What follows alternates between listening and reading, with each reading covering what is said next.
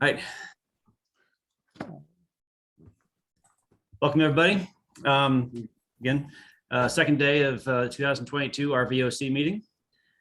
We did introductions yesterday, so I'm not planning to do introductions today unless there's someone who did not attend yesterday and would like to announce their presence. Why don't I just quickly say, Doug, I'm Bob Helpman. I'm the section head for integrative programs in Ocean Sciences Division at NSF. And sorry I couldn't make it yesterday, but looking forward to today's meeting. Thank you, Bob. That was my second point of order. Is we have adjusted the agenda today to incorporate Bob's presentation. So he'll be coming on right after. He'll be the second presentation. So the schedule has been pushed just a little to the right, 10 minutes for the follow-on presentations. So without further ado, I think, was Frank at the meeting yesterday? Frank Rack? Oh, Rose. Yeah, so I'm Frank Rack. I'm in the Office of Polar Programs, Arctic Sciences, and look after ships for NSF Arctic Sciences. And I was there yesterday. I just came in late. You look like you should be in polar programs there, Frank. I mean, did it make you grow the beard for that, or? No, that was just a plus. That's the shorter version of it from what I've seen in pictures. Okay. If there's no one else, we will move on to the first presentation. Ship Happens. John, take it away. Hi, I'm John Gutoff. I introduced myself to those of you who hadn't seen me before yesterday. I am, I would say, the replacement for Dennis Nixon. I think that's a very difficult thing to do. So this will probably be somewhat different than Dennis's presentation.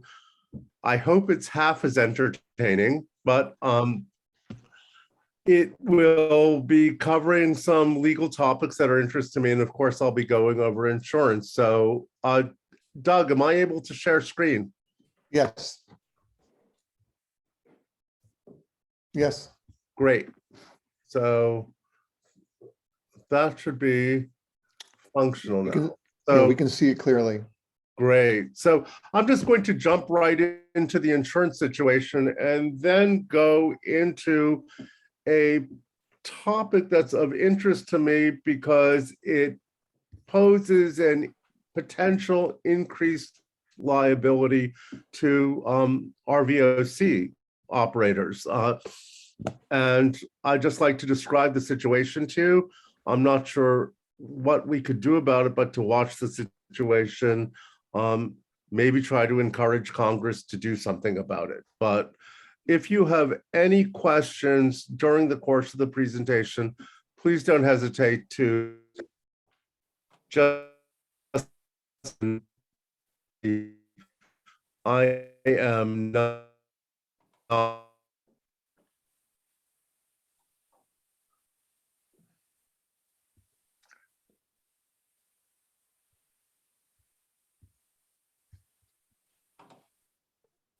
protection. And indemnity insurance is the insurance against liability to third parties. The picture on the right is post incident of the Sea Streak Wall Street hitting Pier 11 in New York at about 12 to 13 knots in 2013. Those are, fortunately, there were no fatalities. There were some severe neck and lower back injuries, though. That's what P&I insurance covers. It covers liability to third parties incurred by vessels. Most estimates are that it will be going up about 12 to 15% next year. In a recent issue, Lloyd's List, one of the major industry publications out of Lloyd's of London, reports predictions of up to 50% increases by 2024. Hull insurance, which covers damage to the vessel in itself. This is a picture of the research vessel of the College of the Atlantic up in Maine this November after it was blown off its moorings by high winds. That sort of damage is just to the vessel itself. It's a separate form of insurance, much like collision insurance. For automobiles, Lloyd's List reports increases of up to 20% for the next year. And finally, cyber insurance, that's just a screenshot that a colleague of mine took, who teaches intellectual property, took of the Microsoft ransomware that was infecting a lot of people in 2017. Insurance for damages or other loss caused by cyber attacks like malware. This might have been covered by hull insurance, say 15, 20 years ago. Over the course of that time, though, as exposure has increased, it's generally specifically excluded from hull policies. It is, however, available as a separate form of insurance. It's also available as an additional cover under hull policies. You could sign into it affirmatively. Estimates are that the premiums might be going up by as much as 50% by 2025. The reasons for increased premiums are several. A bunch of notable casualties which have imposed high cost on insurance companies. Inflation, especially in wages, means that people claiming for lost wages or the cost of repairs has increased. Market uncertainties play a big role in the cost of premiums. Insurance companies have to make money by investing their premiums in the securities markets. If the securities markets aren't predicted to do well, they will raise their premiums to make up for their otherwise lost returns.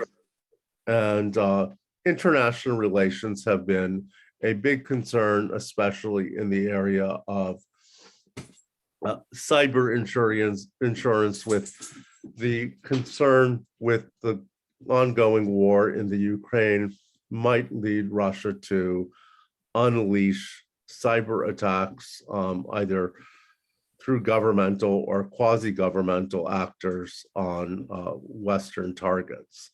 The response, I don't really have anything particularly creative to add, but it's to shop, bargain, and to lock in prices, because all the predictions are that the prices are going up. I don't really have anything to add about insurance. It's not particularly good news. I doubt it's particularly surprising, but it's something of which we should all be aware and make an effort to lock in as good prices as possible while they're still possibly available. One advantage that UNOLS has is we have the vessels have a particularly clean record, and hopefully we'll keep it that way. So a topic I'd like to bring to your attention is a potential for increased risk, as there's a possibility, at least among some federal courts, that scientists may be able to impose liability for a breach of warranty of seaworthiness. The warranty of seaworthiness is a warranty owed to members of the crew and the master of a vessel that the vessel is fit for its intended voyage in its hull, equipment, and crew at all times. And this is through a revival of the doctrine of seaman pro hac vice, or seaman pro for this time around, that might allow those help fulfill the mission of a ship, which for a research ship is to do science, to claim seaman status while they're doing that work. This would allow, say, scientists working on board a UNOLS institution vessel to claim not just under whatever workers' compensation scheme they were entitled to claim, but also potentially to go directly after the vessel operator for a breach of the warranty of seaworthiness, which would lead to increased exposure for the P&I insurer, which would eventually lead to raised rates. So just a quick review or introduction to maritime workers' remedies. Seamen, members of the crew and the master of the ship are entitled to the Jones Act, which was initially enacted in 1920, which allows those who are seamen to sue for the negligence of their employer and their fellow employees. It includes the right to trial by jury. There's also the warranty of seaworthiness, which is owed to the master and members of the crew, which imposes liability for the failure of a vessel, crew, and equipment to be fit for an intended voyage. The advantage to plaintiffs of bringing a claim under a breach of the warranty of seaworthiness is that there's no need to show negligence, no need to show that the vessel operator did anything wrong, just the need to show that something bad happened aboard the vessel. Finally, there's also the obligation of maintenance and cure, not really a topic of today's talk, but something of which you should all be aware. Sickness or injury incurred while in service of a vessel, not necessarily caused by working conditions or even doing anything on the job. It could occur shoreside or aboard the vessel, and requires that the vessel owner pay for medical care, room and board until what courts call maximum cure is attained. Where maintenance and cure is wrongfully denied, courts have recognized the possibility of an award of attorney's fees and punitive damages. So that's for people called seamen. For other maritime workers, there's a Federal Workers' Compensation Act dating from 1927, the Longshore and Harbor Workers' Compensation Act. It gives maritime workers employed in a maritime location, but not among the exclusions, the master and member of the crew of any vessel. Workers' compensation, which works like any state workers' compensation scheme. It provides liability fixed by an agency, in this case, the Office of Workers' Compensation Programs, a division within the Federal Department of Labor. There's no judicially supervised litigation. The litigation is before an administrative law judge who simply has to determine what the worker was doing, what, if anything, happened to the worker, and then there's a series of matrices that result in a fixed award. This is generally what's understood as the bargain of workers' compensation schemes. I'm sorry? I just thought I heard a question. The bargain of workers' compensation schemes that a employer is subject to strict liability, that if someone's injured as a result of their work, they're able to get compensation, but the compensation is fixed. There's not the variability of a jury trial, and therefore it's much easier to manage that risk.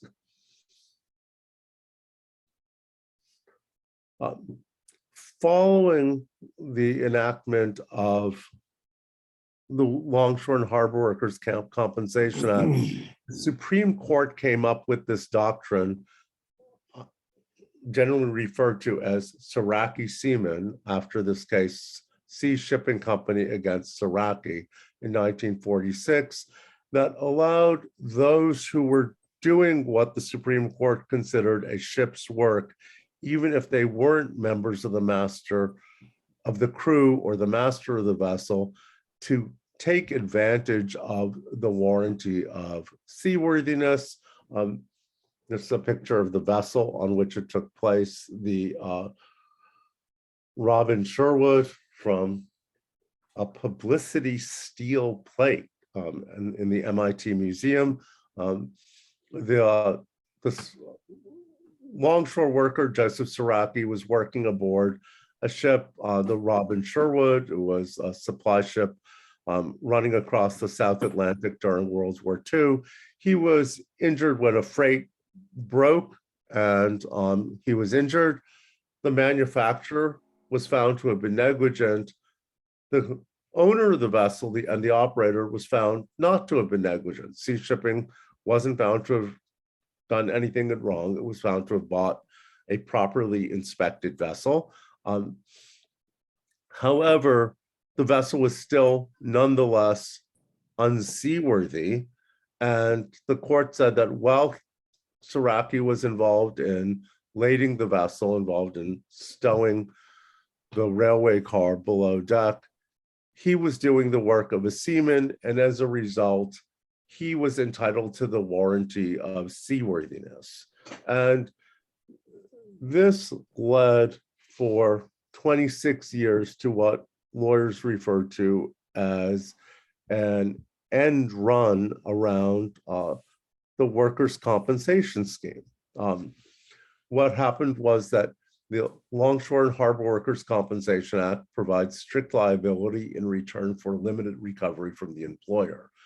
However, the contract between the stevedoring company, the company loading and unloading cargo on board a vessel, and the vessel owner generally included an indemnity clause for injuries to workers. So if a worker was injured aboard the vessel, the employer of the worker had to indemnify the ship owner. A longshore worker under the Saraki Seaman Doctrine could sue the vessel owner for breach of the warranty of seaworthiness. The vessel owner would then pay and pass on the liability to the employer, which would ultimately mean that the employer would be stuck with liabilities under both the Longshore and Harbor Workers' Compensation Act and under the warranty for seaworthiness. So what about scientists, and where do they fit in? In 1965, partially at the urging of the predecessor of this committee, predating UNOLS, the Congress enacted the Ocean Research Vessels Act of 1965, which specifically excluded scientists aboard oceanographic research vessels from coverage by the Jones Act. They did so in pretty obscure language, referring to an outdated codification of federal law. But courts haven't had any trouble with that. Though what some courts have proposed is that even though the Ocean Research Vessels Act of 1965 took scientists out from under the coverage of the Jones Act, the question was, could they still be Saraki seamen? And some courts, prior to an amendment to the Longshore Harbor Worker Compensation Act, said yes. In 1972, Congress amended the Longshore Harbor Workers Compensation Act. Many people and many courts have concluded that it got rid of the whole doctrine of Saraki seaman pro hac vice.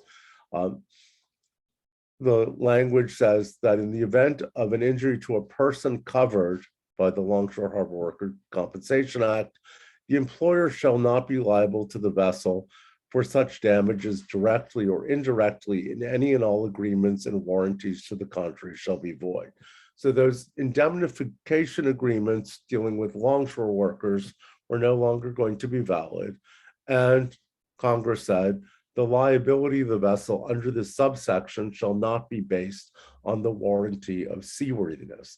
So this longshore worker claiming liability against the vessel would still have to prove that something bad had happened, that something negligent was done, that there was a breach of some responsibility by the vessel owner, and not just point out that something had happened to injure the seaman.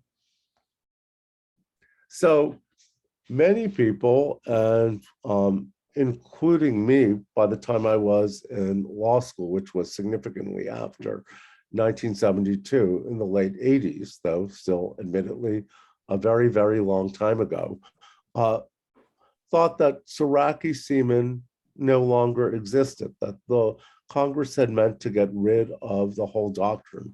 And that's been the opinion of many federal courts.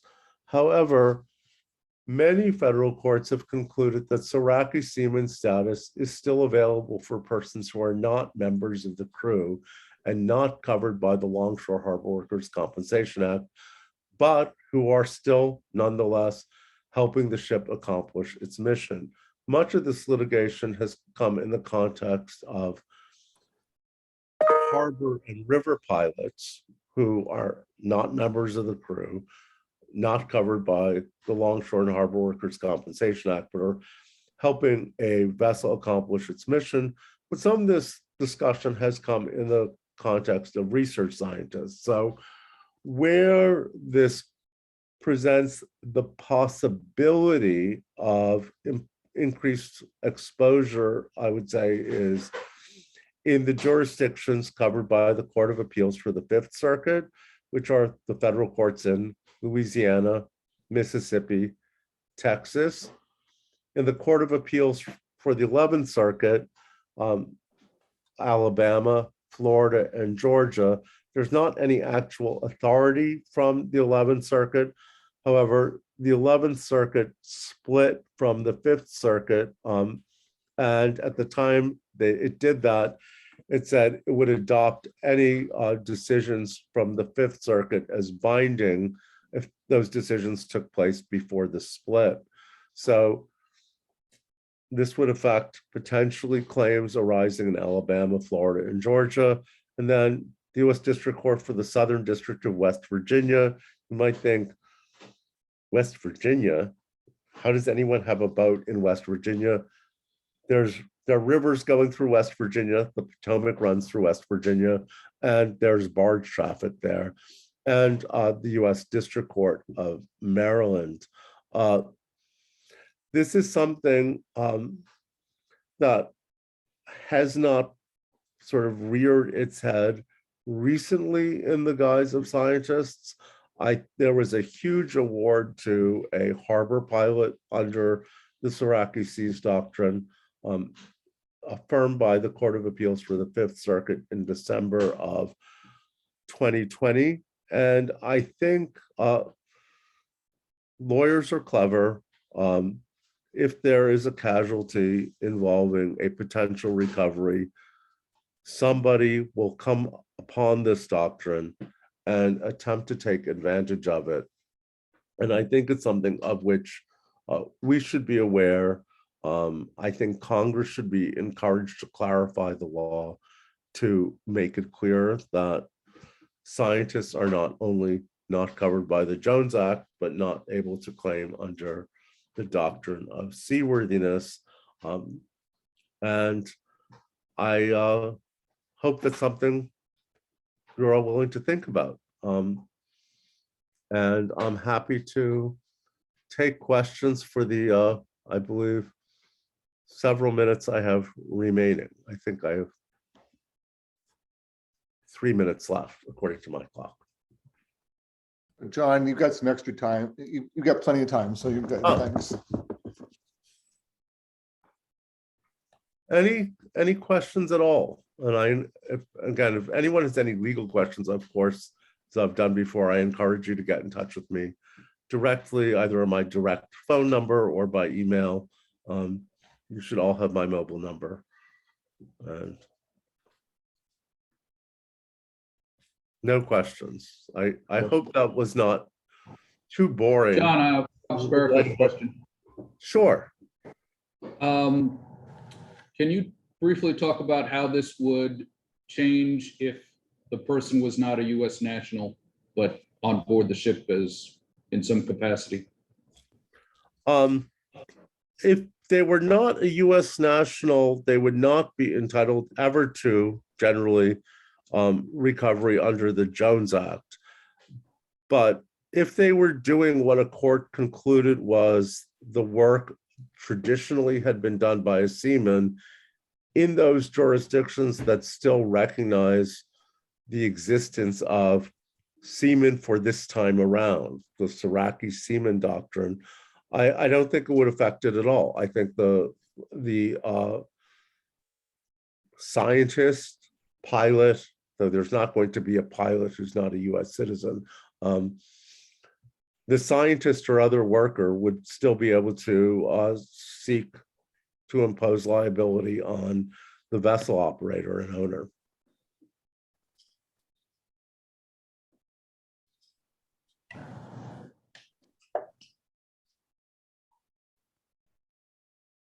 Right. Any other questions? Okay. Thanks, John. Thank you. Okay, next up, ship inspection program. Bob, you're up. Thanks, Doug. And I think this is a very appropriate little update based on Jonathan's very important presentation, a seaworthiness topic. So I thought I would take just a couple of minutes and just let everyone know that we have restarted the ship inspection program. The process is still the same one we used before we had the pause for COVID in 2019. And our overall goal is to do an inspection, or what I like to also call an assist visit, on every ship in about a 2-year cycle. So as of January of this year, essentially all the ships were technically due for a visit. So what it comes down to right now is a question of scheduling the best time frame that works for the ship operating schedules and the inspection team. The inspection team usually consists of a 3-member group from JMS led by Blake Powell, and at least one NSF rep. It's usually been me lately, but not necessarily always. And the potential, of course, for Rob Sparrock to decide to participate, depending on which ship it is and where the ship is located, etc. So how does the process run? Again, just a quick review. The process starts by the ship operator proposing a few possible dates for the inspection team that we could consider. And these can be sent either to me or Blake, or Doug Russell has been engaged in helping look at possible dates compared to ship schedules. And then we'll share those between the team members and look at those dates and find which ones will fit the best. Once that is kind of informally solidified, then about 6 weeks before the inspection, I'll send a pre-inspection letter to the ship operator, and that will serve as the final confirmation. And it'll also request that the ship operator provide some input to help the inspection team and the ship essentially get ready for making sure the visit is efficient. It'll include, my letter will include an updated ship condition form, which then the JMS team puts together. And we'll be asking that the ship operator update that ship inspection or ship condition form. We'll also provide for assistance a summary of the recommendations from the last inspection. The team will ask about recent ABS or Coast Guard inspections. And our goal is always to inspect as many tanks as possible. But if there has been a recent inspection and there's documentation for that, then that can serve also. So to not require that we do as many tank inspections. But again, our goal here is to give the ship a good look in places maybe that not everyone gets to on a regular basis, and help the ship operator also consider what is the ship condition. A particular focus, as always, is this is science ship, and therefore winches and wires are of particular interest. And we'll be asking that you update the winches and wires line in the operator comments in that table. The request is to provide this input at least 10 working days before the inspection. And it can either be emailed or put into a Dropbox, or could also be on a USB and mailed. I'll let you know that we're in the process of setting up a site, a SharePoint site that will have external access, and we're seriously thinking about being able to use that as maybe a central focus for providing these inputs. So what does the inspection include? Generally, a 2 to 3 day inspection, depending on the class of ship, therefore the size of the ship. Day 1 will be pier side activities. Day 2 generally underway in the morning, depending on the location and tides. At sea, we'll do full power run, anchoring, man overboard, and then we'll do the science operations, CTDs, run the winches and the cranes. We'll do a fire drill, either at sea or in port, and any of the other activities. So like I mentioned, can be anywhere between 4 and 5 hours. Then if we get back, if we get an early start, we get back in the afternoon, any other pier side activities that haven't been completed. And for the smaller ships, it's usually a 2-day inspection, and we'll do the debrief, the final debrief in the late afternoon on the second day. Larger ships generally takes 3 days, and the third day will be the final pier side activities, with then a debrief in early or late afternoon, depending on how things went. What happens after that? JMS puts together a preliminary report in a few weeks. I'll share that with the ship operators. And then a few weeks later, after that, JMS provides NSF with the final report. We'll take a look at that at NSF, and then we will formally send that to the ship operator. And that becomes the basis for, and again, that's why I like to call it an assist visit. It provides the opportunity and basis for the ship operators to then put in specific items in proposals or inputs, either to the ship operations program or for Jim Hollick's SSSE or Ocean Instrumentation program. So there's value from both the NSF side and the ship operator side. So where are we so far? We've completed an inspection of Atlantis in early February. It was done at the Hui dock, and it was in conjunction with the Navy in-serve inspection, and it went very well. And then in the latter part of Feb, we were able to inspect the Walton Smith at the Rasmus dock in Miami. Again, also inspection went very well. Really great support and participation from the ship operators in both cases. So what do we have on the schedule for the rest of 2022? We have Sproul, 7 and 8 June at the MARFAC in San Diego, and we have Atlantic Explorer in Bermuda, 21 and 22 September. So that's what we have on the schedule so far for 2022. So my request is for the ship operators to take a look at your schedules. I think we can potentially consider 1 or 2 more in 2022, but I'm imagining that most are going to now be looking at 2023 to find openings in the schedules. And here again, the value is we're all able to clearly give confidence to not only our ship crews, but also to the science parties that the ships are in fact seaworthy, and that we have done due diligence to have qualified inspectors looking at the ships, documenting what we've seen. And then also, again, one more time, a plug to use those items that are identified in the inspection reports as inputs to the proposals and the annual reports and the requests to the ship inspection program here in Ocean Sciences. I'm going to stop there, and I'm certainly able to answer any questions. Thanks. All right, Doug, you got your hand up?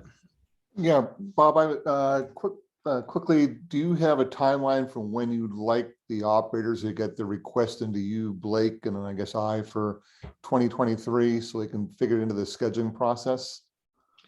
Well, I think it's one of those things, Doug.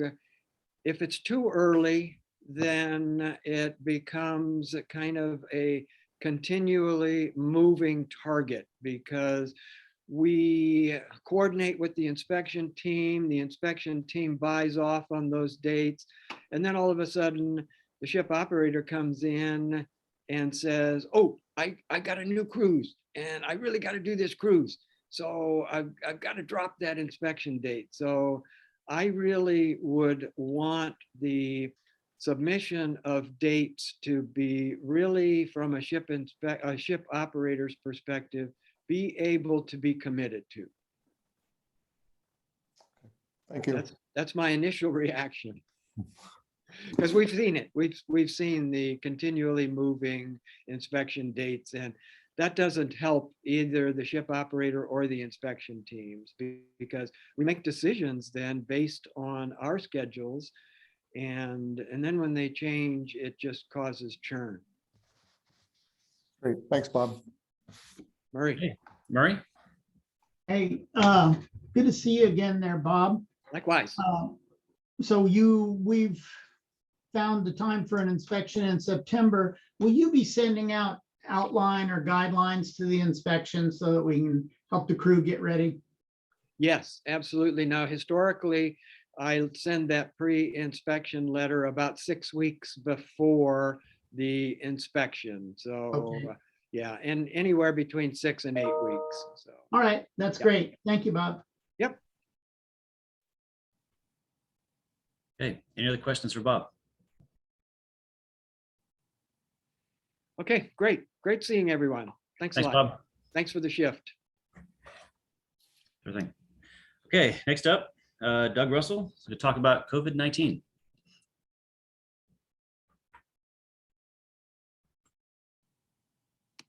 Thanks, Doug. This is where we kind of shift more to a Marine Superintendent Roundtable about current issues. I don't have a big presentation like that about COVID-19. I talked about it briefly yesterday, my initial comments and the UNOS update. We continue to update the guidelines. Things have been changing so quickly recently. We haven't done any changes for a bit. I did check in with GW last night, talked to Dr. Holly Merriam. She acknowledged that it's a lot changing right now, and she's not sure whether we should change anything dramatically from what we're already doing, which you guys are, all of you are doing very well. I asked her about, I said PCR testing is getting harder and harder to find now, as I understand it from a lot of operators. And she said an alternative is just make sure you do observed antigen testing. So instead of there's the home test kits with nobody watches, you just test yourself, or you can do those kits where you get on your phone with a doctor and they watch you do it, or you go into a pharmacy, for example, and get an antigen test. She says that's a good alternative to that, recognizing that PCR testing is getting harder and harder to locate. So that was one update that we can incorporate into our things. She said, drove home the fact, continue as you've already been doing it, fully vaccinated, which means, both courses of the vaccinations or a single course in J&J case, plus boosting for those who, the right timeline, is what we should be striving for in all the ships, both crews and science parties, which you've all done a great job of making sure happen. The science community has been wonderful about, so that's no change there. So that's the greatest, protection we have. She's not a big fan of the masking requirements going away based on the recent Florida decision in federal court. So she encourages people to keep masking where you can, but we know that's a challenge to make happen given everything that's going on, politically, sociologically, and everything else. So that's a tough one to navigate. We know, and a lot of you have done a great job with masking for a while to make sure there's no virus in your ship, then relaxing the masking requirements, and then if somebody gets it aboard, which we've had a few cases now on board some of the ships, people have been wearing masks while dealing with that. So she encouraged continuing doing that. And, you know, last but not least, she talked about making sure people are isolated if they do come down with it aboard the ship. And I know we've got some cases going on right now out there that people are seem to be doing a great job of that. So I don't really have any big news and wanted to kind of throw this out as a discussion forum for what you would like to see change in the guidelines if we're going to make any changes, or what can we do to facilitate things for you, given where we are with the pandemic right now. You've done a great job handling this conservatively, so we've minimized, you know, any cases aboard the ships and maximized science accomplished. So kudos to everybody. So I kind of like open forum to see what you think and questions you may have, or things I should need to go back to GW with. And I'm going to stop there. Hey, Rob, your hand's up. It's actually Robert here. We're in the Oh. same thing. I'm trying to get the camera to move over to me, but there he is. Doug, thanks for the update. I appreciate you reaching out to GW there. Yeah, with the masking mandate going away on transportation, at least temporarily, due to the federal judge order. I went back and looked at the UNO's guidance, and there's no clear recommendation for masking during travel in that guidance, at least not that I saw. Although you could interpret the when inside in the 14 or in the 7 days prior to boarding. I think it actually says 7 days prior to travel. So people could read that to say that it's not required by the UNO's guidance, but we certainly have it still in our program, our COVID and health and safety plan, that people are expected to mask while they're traveling to the ship to embark. Is there any way we can strengthen that language in the UNO's guidance to make sure that people are masking while they're traveling to the ship? I think we can certainly look to do it. Everybody agree that's the right thing to do. I personally am very supportive of that, but this is not my personal thing. So other thoughts on that? I mean, I just had a group come down from Fairbanks and they all drove. Should they be required to mask up when they're driving their own vehicle? I mean, let's, if we're going to institute some sort of rule, let's make some sort of reasonable aspect to it, that just not saying mask while traveling prior to coming to the ship may not apply to everyone. When using commercial travel. Right. Rose, you had your hand up. So given the challenges we have with crewing and having to have find temporary folks to fill positions and our desire to see them vaccinated, how are we going to reconcile that if they're not? But, you know, we need that position filled in order to sail. Are we going to impose a requirement for that particular person during the entire cruise, or what are your thoughts? I don't know. I mean, as far as the Columbia University is concerned, I mean, it's there's the mandatory requirement. So if you're employed, you know, you don't have a choice in that. So that's something we are imposing on all our union employees, all the people that we hire. So that part's not even a question from that standpoint. And I would say that to relatively greatest extent, I've not seen the vaccination issue come up as part of anybody that we've been talking to, or the recruiters that we've been talking to. I think it's enough of a mandate already in the shipping industry and elsewhere that I've seen a lot less pushback than was when it first started. But we've just negotiated our union contracts last year. That was built into it. So to be compliant with Columbia policy. So it may have an impact on hiring. I mean, there's so many issues with hiring, just lack of people in general right now.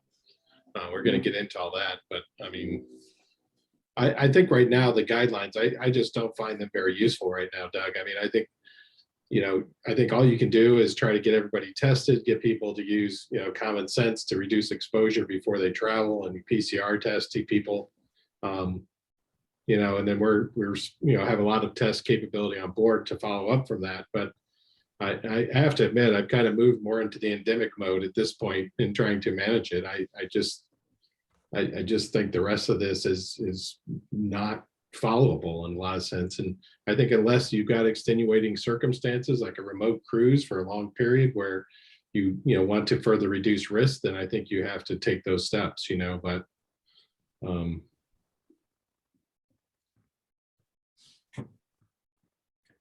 Murray, had your hand up? Yeah, I wanted to circle back to masking. It's my understanding that at least in the US, they're not requiring masking on airplanes. And, when we talk about masking and making somebody wear a mask, we have to differentiate between the N95 and the regular paper mask or the cloth mask. I mean, you're not going to be protected wearing a regular mask from the other 200 people on the plane. And that's all. I just wanted to make sure that the that it was looked at differently, that we mentioned specifically that it has to be an N95. Otherwise, it's false security.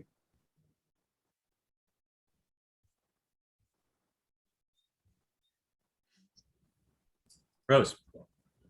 So, Sean, thanks for that. I agree with you. I think we need to kind of move from pandemic to endemic mode and see what we're going to have in the long term and how we,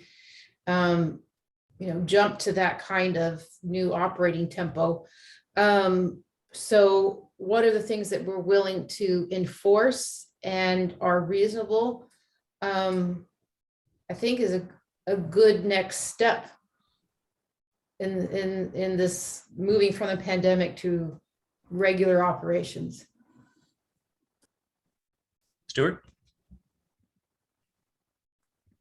Yeah, just jumping in on that. I mean, our position at the moment is we mandate it for everybody to be fully vaccinated. We mandate that people have a PCR test day 2 of joining. So they've travelled, whether it be together or on public transport, etc. They have a PCR test on board. That's everybody, including scientists. And I have to say, historically, we've delayed sailing whilst we've had people in isolation. And we've left it for say 5 days or so, retested, and then sailed thereafter. Naturally, that has an impact on the cruise and the program going forward. So one of the things that we're looking at the moment is actually acquiring some PCR equipment, which we would just leave on board and use in an emergency, and actually doing away within reason with delaying any sailing, so we would go on time, and providing it was a non-critical person, then we would get underway.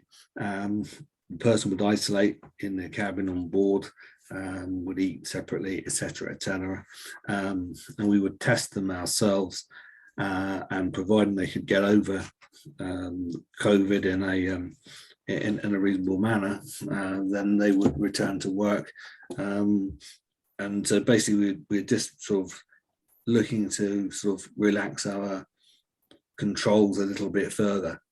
I just was interested to know whether or not, you did mandate for vaccinations for people joining, and indeed whether or not if people did join, whether you then tested them, and if they tested positive, whether you delayed sailing or whether you actually got underway. Appreciate if you're at sea, it's a different matter. You are where you are, but I just wonder whether or not you delayed at all.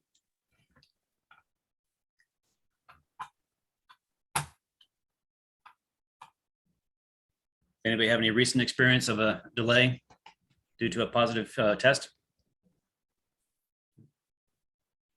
Well, we haven't had any positive tests since the shipyard, but our mandate is now that that the chief scientist and the captain discuss it at sea with input from the marine superintendent if we have a case, which would probably be, isolating and masking. Interesting you bring that up, Murray. I also had several positive tests while in shipyard. Have yet to get a positive test due to travel. So there, maybe we're focused on the wrong part of where crew are.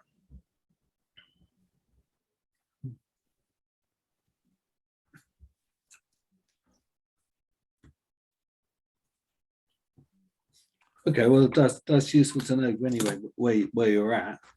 But I guess taking Rose's point, do you see further relaxations because of manning problems or crewing problems, should I say? I would hope so. Yeah. Of course, I was ready to move to endemic mode back in January. I've been ready to move on for a while. Yeah. 2 years, I'm past the shit. Yeah. I would agree with you about the travel. We still have not had a single case come up due to travel. I mean, that's something we've noticed. I'm much more concerned when we're in port for extended periods or shipyards like last year. There were outbreaks at both shipyards we were at last year. Fortunately, we never had a case during those times, but it's 50% of those shipyards weren't vaccinated. So the possibility was very high throughout.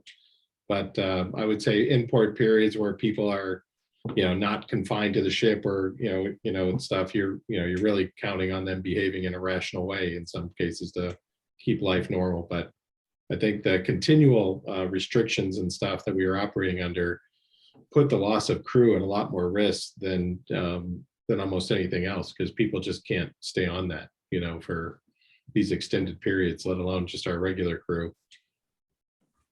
All right, Tim. Yeah, I wondered, does the foreign clearance guide provide any guidance, if you will, it's a guide, regarding vaccinations? I mean, like if you're going into a foreign country, sometimes they say you got to have yellow fever shot, or you got to have cholera, this, that, and the other. Have they started adding COVID?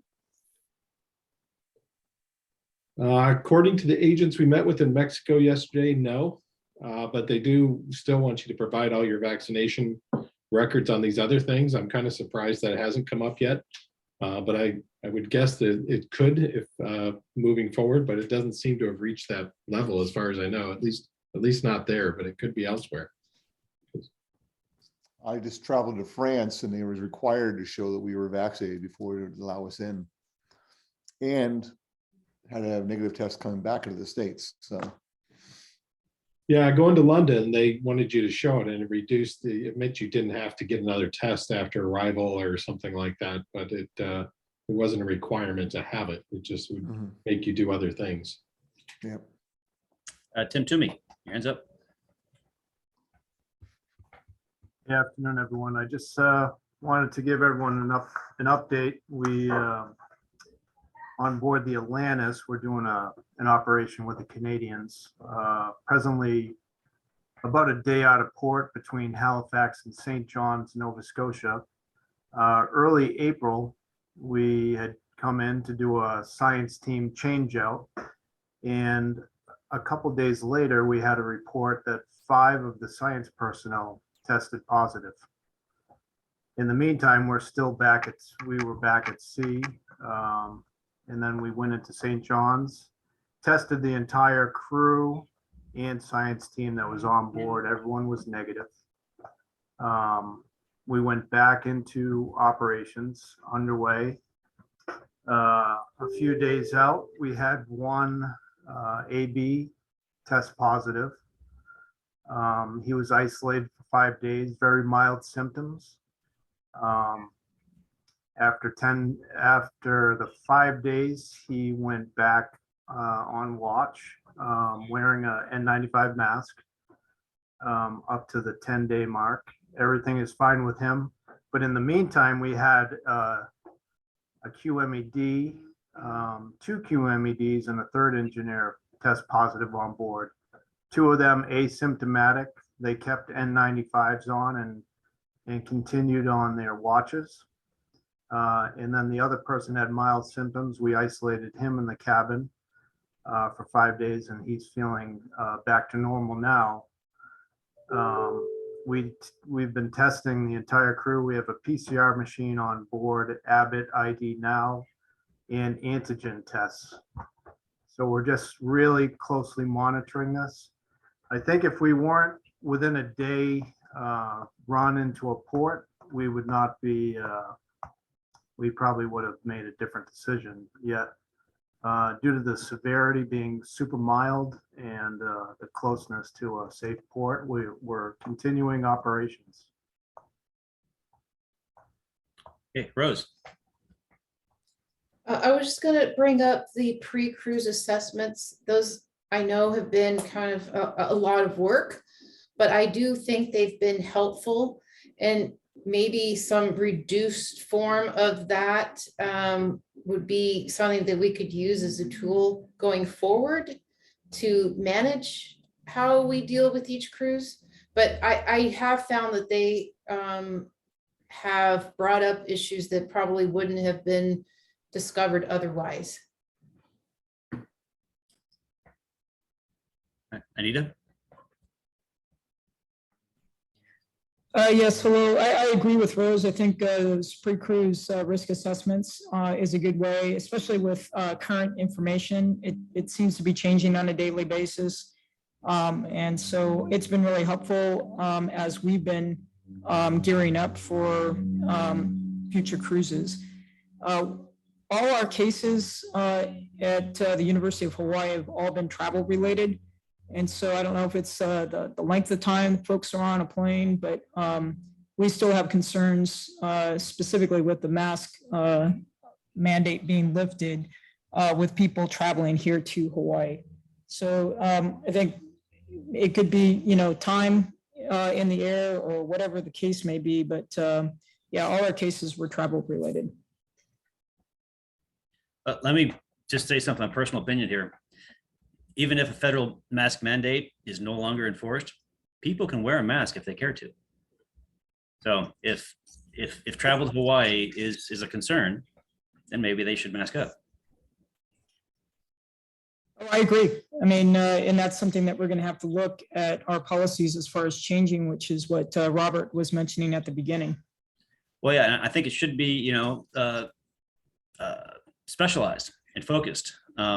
What's good for University of Hawaii may not be good for University of Alaska or for UW.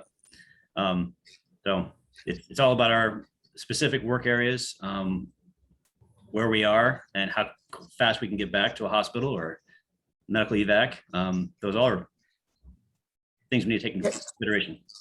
Yeah, I fully agree, Doug. And I think that really just points to what Rose was mentioning is going back to the risk assessments, because they are based on the individual cruises, location, region, et cetera.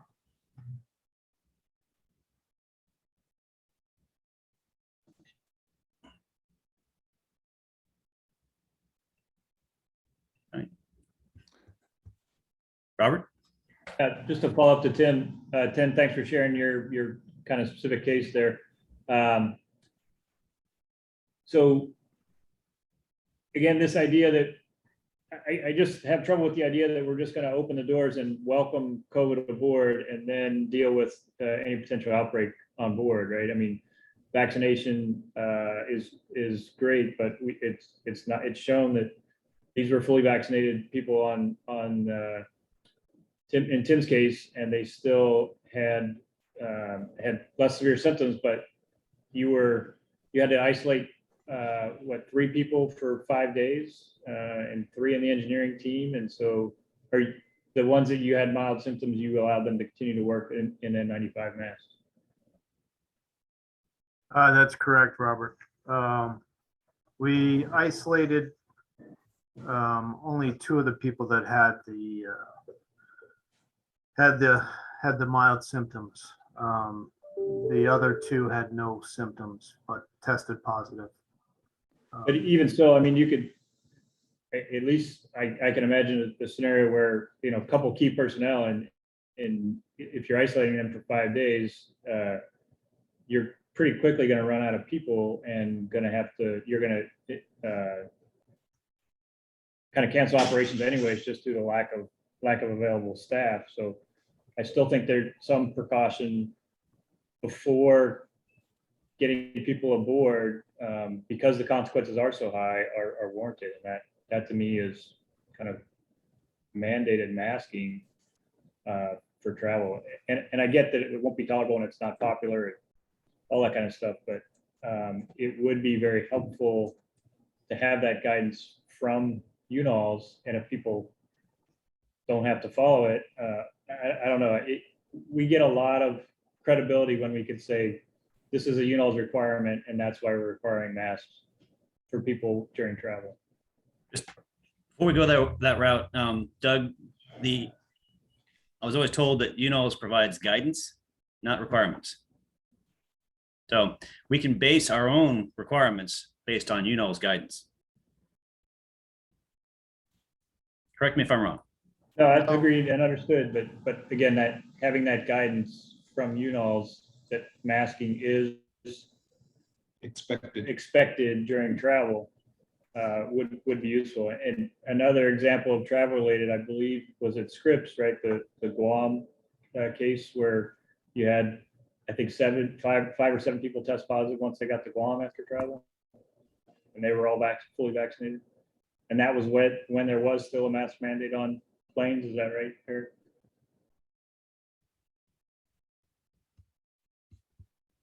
Yeah, sorry, I don't want to give somebody else's example, but again, that's the other data point that I had. And then certainly the Joy's resolution, that was longer ago, but a lot of those cases were during travel also. So I still think travel related exposure is a significant risk, and one that is mitigatable, if that's a word, something we can mitigate. And I'm not prepared to just not even try to mitigate that risk.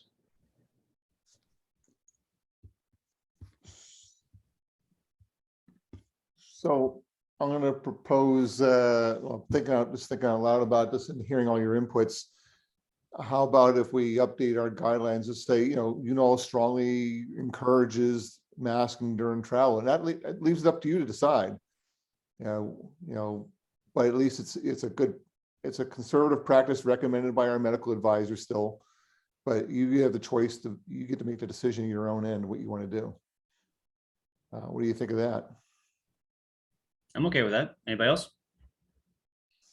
No, I think that's fine. I mean, we take that and we try to build on that. So I think from a university perspective and by a cruise perspective, I think we can, certainly the university has backed anything I want to do on a conservative side. So I think you can map it out on a cruise by cruise basis, but I think general guidance is, we do a lot of discussions on board with people just to use, certain amount of common sense when they're off the vessel and we're in port and whatever else, unless, we feel the risk is high enough to keep them on board.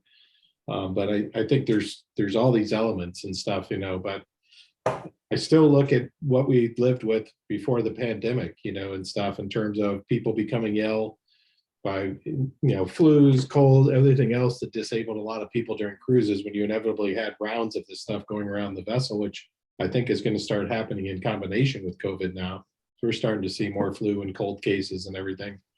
So, I don't know how you're going to start to tell the difference between some of these elements. And I think that's what it's going to be really hard to manage, as far as, I think there's a NOAA case and, I think the person would know, but I mean, I think on Shimada, on the NOAA pier, I think the entire ship came back with COVID, but there were no serious issues, and stuff, but they did have to isolate people there, I think. Sarah.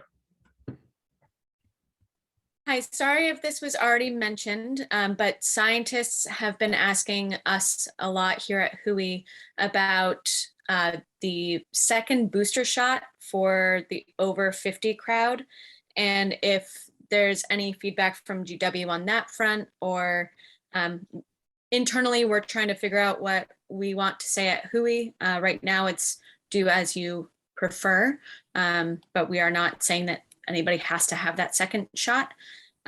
Anything that you've heard, Doug, from GW? Thanks, Sarah, for bringing it up. And yes, that was highly encouraged when I talked to the doctor last night. And I was going to suggest we also include that in an updated guidance saying, hey, UNOLS highly encourages and recommends that people get the second booster when they're eligible to do so. I know I wanted to do it personally. I did it as soon as I got off the planes and did it recently. So I think it's just a smart step for everybody, but we can add that in as well. That'd be great. Thanks. Sure. Rose? So I guess the question is timing on these boosters and relative to the cruise date. So you could have your booster, and if they're saying it only lasts 4 months and your cruise is 5 months away, are you out of compliance? So, working backwards from the date of onboarding, should we say within this period of time, you should be up to date on your boosters?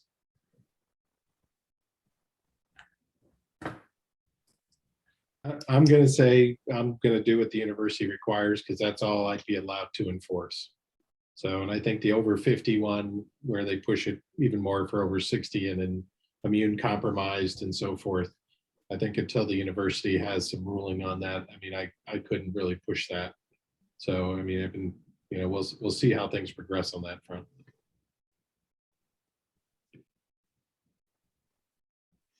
Jamie? Yeah, thanks. So I'm really struck when I look at the figures, the best that we have in the United States. It very much looks like that we're in an endemic state. And as far as broader policy is concerned for UNOLS, I wonder how it's different than it is now for the flu. I mean, I think more broadly, the vaccines, flu vaccines should be encouraged as well. But I see at this point, if you're vaccinated and boosted, I see little difference in terms of risk than I do with a bad flu season. And so I would be encouraging that we need to move on, that if you were to do a risk benefit ratio, that there's less risk now than there was not so long ago. And furthermore too, and I'm amazed to say this, but there really is a risk associated with mask wearing, particularly in communication. And that has to factor into it, into the calculus too. And I'm amazed to say the last one because I was an early COVID adopter and certainly suffered from it. But I think we're to the point where we really need to consider moving on. And I'm not sure how much benefit we're getting from very elaborate testing, because again, what we see again and again is that you may be tested and yet the incubation time in individuals is well beyond what 5 days or can be even 10 days. So anyway, I just wanted to throw that out there. Agreed. I think whatever guidance comes out should allow some discretion by the individual operator and the individual science party.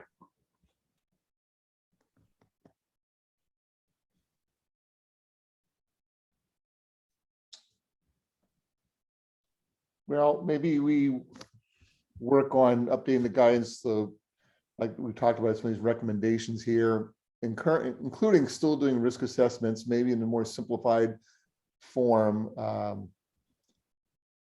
We can draft some stuff up, send it around, all of you, see what you think, to get your thoughts on it, where we can help you with your institutions. So this gives you some, as Robert touched on, and I think Sean touched on it, this helps you in dealing with your own institution when it says UNOLS on it. But I think what I hear is give flexibility to the operators to make good decisions. Obviously encouraging people. You want vaccinated people, you want boosted people if you can. You want people to be smart traveling. You want to, if you're going to be going far away from shore, you want to have the flexibility, like we're going to tighten down because the risks and the costs are really high if we have a mission failure. And take all that into account in making up your plan and that you work out the chief scientist.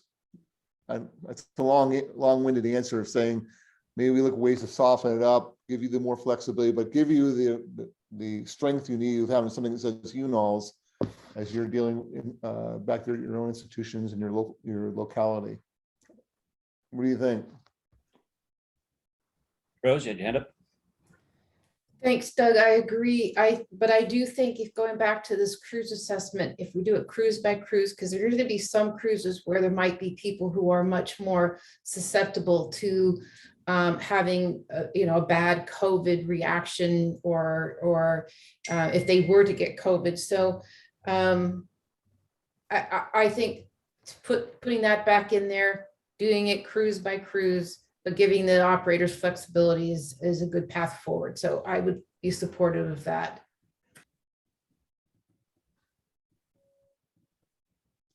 Okay, thanks, Rose.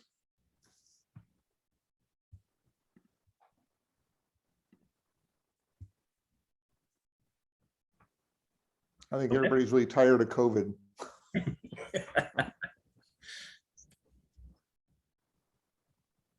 Okay, well, I'll take that up, working on drafting up some revised language and then get it out to everybody to take a look at and see what you think. Okay, sounds good. Okay. I think we'll move on to the next topic. United States Coast Guard Certificate of Inspection. And our featured speakers are Rose and Rob. What? Okay, well, sorry. That's what's on the agenda. Rob, you're on. Wow, I didn't know I was on the agenda, but I guess I should have looked ahead. Glad I sent these things out. So I'm going to talk about the Coast Guard in general and some things that I can influence and some things that I can't influence. So we all know we've been having some particular issues with a certain Coast Guard sector. In general, I have concurrence that the COIs that are part of the academic research fleet, even though the vessels are owned by a federal agency, the headquarters at U.S. Coast Guard headquarters does not believe that ownership would exempt the ships from a COI. I know for Doug in Alaska, your Coast Guard inspector tells you the COIs are optional and you can follow them if you wanted to or not.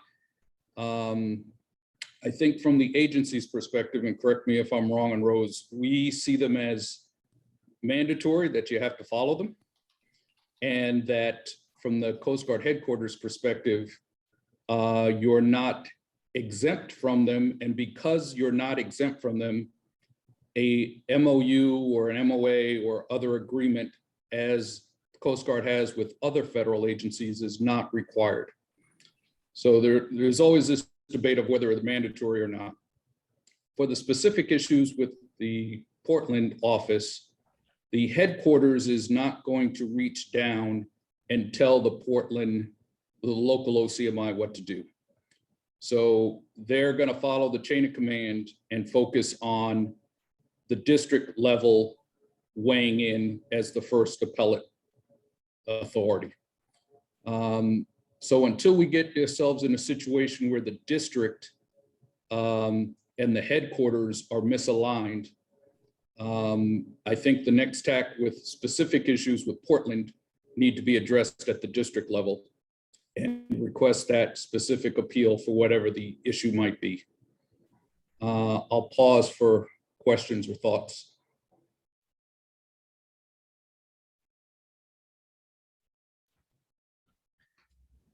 So I guess I'll speak my mind. If I appeal, that means that I want to keep the COI, whereas I see advantage in not having COI. We will continue to have the vessel inspected. We pay ABS to come every year. They work hand in glove with Coast Guard. And so whether we have to have another marine inspector type, also accompany ABS, we'll do that. But the COI itself, the only advantage I see to it is going overseas to a foreign port call and basically getting that port state control piece of paperwork that's readily identifiable and acknowledged.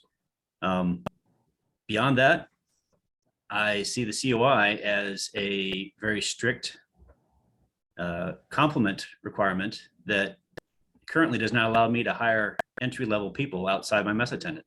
I can't hire an OS in SAIL as per the COI, even though it would be great to hire somebody and, you know, grow our own ABs and mates. I can't hire a wiper in the engine department, even though it'd be great to grow our own oilers, junior engineers, licensed engineers. So I see more flexibility if I let this COI expire as per the Portland Marine Safety Unit has basically indicated will happen if, you know, nothing else happens.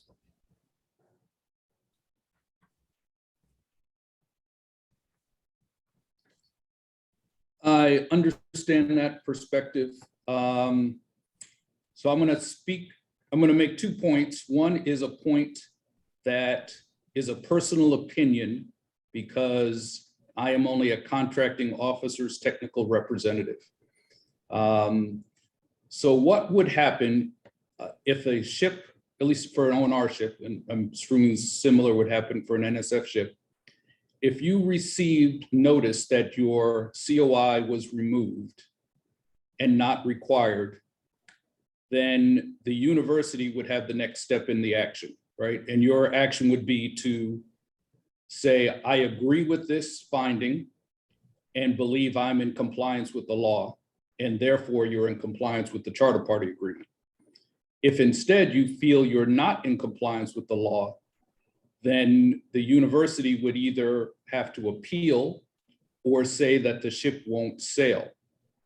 The person who is probably in the most jeopardy that I think we're placing a disadvantage on is the master, because the master is personally liable for sailing a ship without a COI. So if your university decides that your master is okay without sailing with the COI, I don't think initially anything's going to happen from ONR's perspective, right? We're going to have this debate of, are you in compliance with the law? And if the university states it believes it's in compliance with the law by sailing without a COI, that's one discussion between ONR legal and UW legal, for example. If alternatively you say we can't sail because we don't have a COI, and you make a case that you can't sail, then ONR legal would have a different opinion and step in.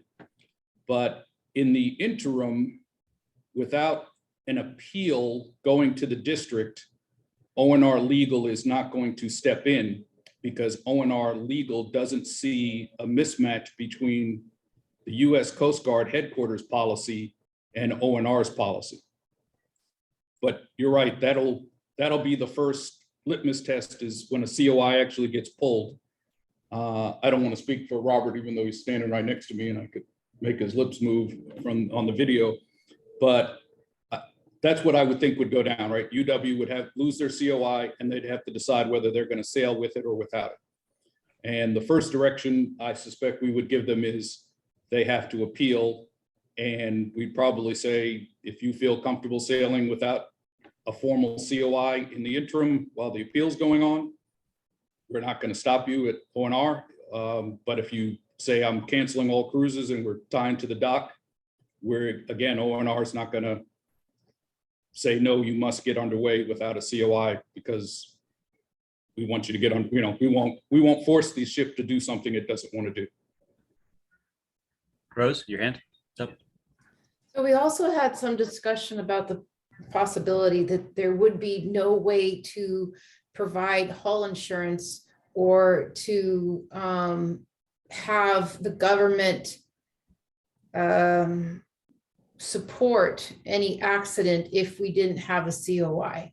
So, I mean, I think it's beyond what we think would be convenient. I think we need to find out whether or not it's even possible the way it's structured, because again, there is some understanding that a public use vessel is owned and operated by the government.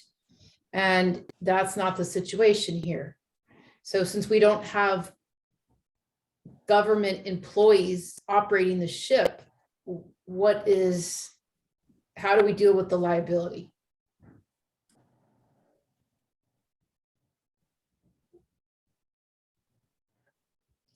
No, Jonathan? Rose, I agree that that's a dynamic that is associated with this issue of, does the Coast Guard have jurisdiction over accidents of these vessels? So in the case of a NOAA vessel or a Coast Guard vessel or a Navy vessel, if it was involved with an accident, the federal agency that doesn't have COIs would be responsible for investigating the accident. I think the US Coast Guard and ABS would have jurisdiction over accidents. I think they would have jurisdiction regardless of whether the COI was pulled by the local OCMI or not. So I don't see that as an issue because the people I've talked to at Coast Guard headquarters believe they have jurisdiction over inspections. Of course, they would note that the COI has been pulled. So I think the pulling of the COI is more of an administrative issue from that perspective, because as long as you're in compliance with the previously issued COI, and the fact that it was removed is more administrative, not that you're not in compliance. So I see it as a different issue of your COI gets pulled because the local ECMI has a disagreement with Coast Guard headquarters is different than not having a COI and ignoring the previous, and good seamanship practices, right? Sailing shorthanded is also allowed. So not sailing with everyone required by the COI is not an issue, even when you have a COI. Well, Eric Buck might have a different story to tell on that one. Yeah, I do have a different story. We have had no problems getting COI inspections here in San Diego. They've not been questioned. Sally Ride just went through annual COI inspection yesterday and passed. But our local Coast Guard has told us no more sailing short. You got to have what's required on the COI on board. And that's because we went through a period where we had a rash of sail shorts, and they got tired of, I guess, receiving the reports from us. So they're watching us closely. We had an unavoidable sail short on Roger Ravel just recently where we had to put a mariner ashore for health reasons. But we refilled that position just in the last week here. But that was reported to the Coast Guard in Guam, and so far they seem to be okay with it. They asked for a little more information. But I think that one's going to be all right. But our Coast Guard in San Diego here has been watching us closely with regard to the manning requirement on the COI. I agree with everything you said, but nothing what you said seems different than what is currently in the law, right? You can request a sail short. You have to make a notification. When you make the notification, the Coast Guard gets to respond back to that notification. You can then, the Coast Guard could then say, we don't agree with you sailing short, and then you don't sail short. Right? But Doug is advocating a position where the Coast Guard in Alaska might say, yeah, you're sailing short, but thanks for letting me know. I don't care here in Alaska because your COI is optional from my perspective, right? So there you have people who think it's optional in Alaska. You got people in Portland who think it's not even legally required. And you got San Diego who wants to use it as an enforcement mechanism. Jonathan, your hand's up. Yeah, thanks. Let me put my hand down at some point. There, thanks. I just want to build off of what Rose said, that there's a distinction between what's happening in any individual sector and what a court might ultimately think. And I think ultimately a court would conclude that the vessels of the various institutions are not public vessels, and among other things, do need COIs, and that the United States is not liable for any liabilities that they might incur.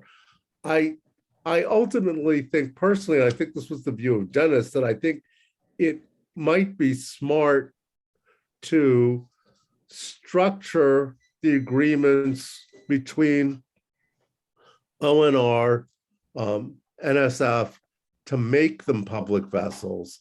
But I think that the way that the transactions are structured now, they're by, to some extent, intent, not public vessels. And I think that you're not going to, that is, if someone decides to take an enforcement action, whether it's a private party seeking to impose liability or someone in the Coast Guard attempting to enforce the requirements of a COI, if it ended up going up the ladder to a federal court, I think a federal court would find that these aren't public vessels, the COIs are required, and that the United States is not liable for any liability that the vessel operator might incur. So that is what somebody at the sector level isn't the last word or in what a legal conclusion will be in some sort of private or public enforcement action. So how do we get that legal opinion in writing? From I don't know what authority, but I mean, it would be nice to have that so that we know specifically what is truly required. So I can tell you what the Coast Guard manual says in writing on the issue. And that's why the headquarters is of the opinion that it is. But it won't force an individual OCMI to follow its own instructions. It will make the operator petition the district level, which is the first level of appeal. So if you're not happy with your particular OCMI, the first place you have to go to is the district. And if you're looking for a specific written policy when you address the district, the written policy is the US Coast Guard, I think it's 1600 is the number of the instruction that talks about the public vessel status specific to subchapter U vessels. So just because an individual Coast Guard OCMI doesn't want to follow Coast Guard written guidance, the headquarters isn't going to make them do that. They're going to request that the district do that because that's the chain of command. So I think the answer to Doug's question is just somebody has to be willing to file an appeal and get the district to give an opinion. And then if the Coast Guard wants to appeal from that, it would go up to headquarters. And that if somebody wasn't happy with what headquarters said, you could then get judicial review in one federal court or another. And that's still on my list of to-do items. I agreed to do that during our last call, that I would be filing appeal. I'm technically past the timeline that I had to appeal to the district, but I was going to do that. I think Sean, you had one. I think you were going to. I have an appeal pending with the Portland sector on this issue related to federal pilotage and some of the questions that were coming up with the Langseth on our recent COI. That's pending. I've been talking with Travis Nolan bi-weekly. They've taken this from Portland up to headquarters. They've had, I think, multiple people, their OCMI, the officer in charge there. I think John Hannon from headquarters. They haven't had feedback from Scott Colhannock, who I think is key and critical to finishing this appeal. They promised me an answer by next Tuesday when we return, but in the meantime, we've been taking pilots as required in and out of Newport, and stuff there. Working down that line, I told them that we would, do this pending some reply on some of these things.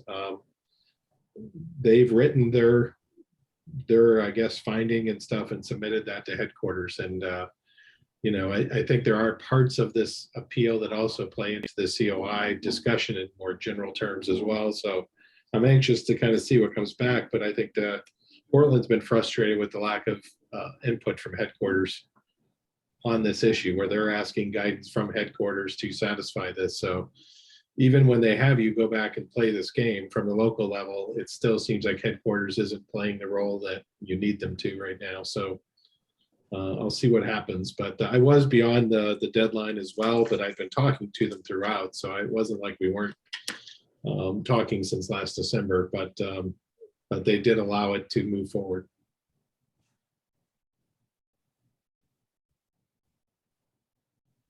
But I'm not hopeful that I'm going to get an answer by next Tuesday. Yeah, I've had the same frustration at dealing with the headquarters level, bouncing between offices. There's between Scott and John, they seem to tag team which issue is in which person's lane. And because I think the commander is turning over and there's only someone acting, they just haven't figured out what decision they want to make on this yet. Yeah, and both Rob and Jonathan, I mean, one of the issues I see is interesting as well, because, the local state level, pilots associations, the state level things are very happy to consider that I'm a public vessel. Even the state of Alaska is not even requiring me to, they're considering it because I'm working for a federal agency on these things and the data from these things is public. And but from a Coast Guard perspective, they don't really care what the states think, so you can be perfectly happy as a public vessel doing work for the federal government, but from a federal level, it's a whole different ballgame, and stuff. So while the local pilots associations could care less if I had a pilot, they see me as a US vessel and, I'm not doing cargo, I'm not doing whatever, so they don't really want to get involved, but that's a very different view from Coast Guard. So it's like, I think this ambiguity exists on multiple levels of whether or not you're classified as one thing or another. Yes, I would agree with that. Ultimately, my thoughts are the headquarters should get a chance to resolve this issue. And if the headquarters really can't resolve the issue or comes out with conflicting, then I think NSF and ONR legal will have some, until the Coast Guard puts something in writing, there's really nothing for our legals to stand on, because the Coast Guard still has to make a decision. But one alternative is to seek legislation. I don't see the research vessels fundamentally from the Coast Guard's position any different than the training ships. The training ships are owned by a federal agency, operated by a state academic institution. Training ships are explicitly called out in the CFR and have a bunch of rules that you can follow. The subchapter U vessels are not as clear if you read the federal law, but the practice that's been in place since 1965 is only coming up at a few different OCMIs. But it's interesting to see the breadth of, you don't need one, it's optional, or it's required. And it varies by sector. Doug? Well, going back earlier to what Jonathan talked about insurance rates for the research vessels, since we have a very good record. If you drop the COIs for the ships, wouldn't that impact the insurance rates probably for the ships? Because it provides some degree of assurance to the insurers that the ships are in good condition and well maintained.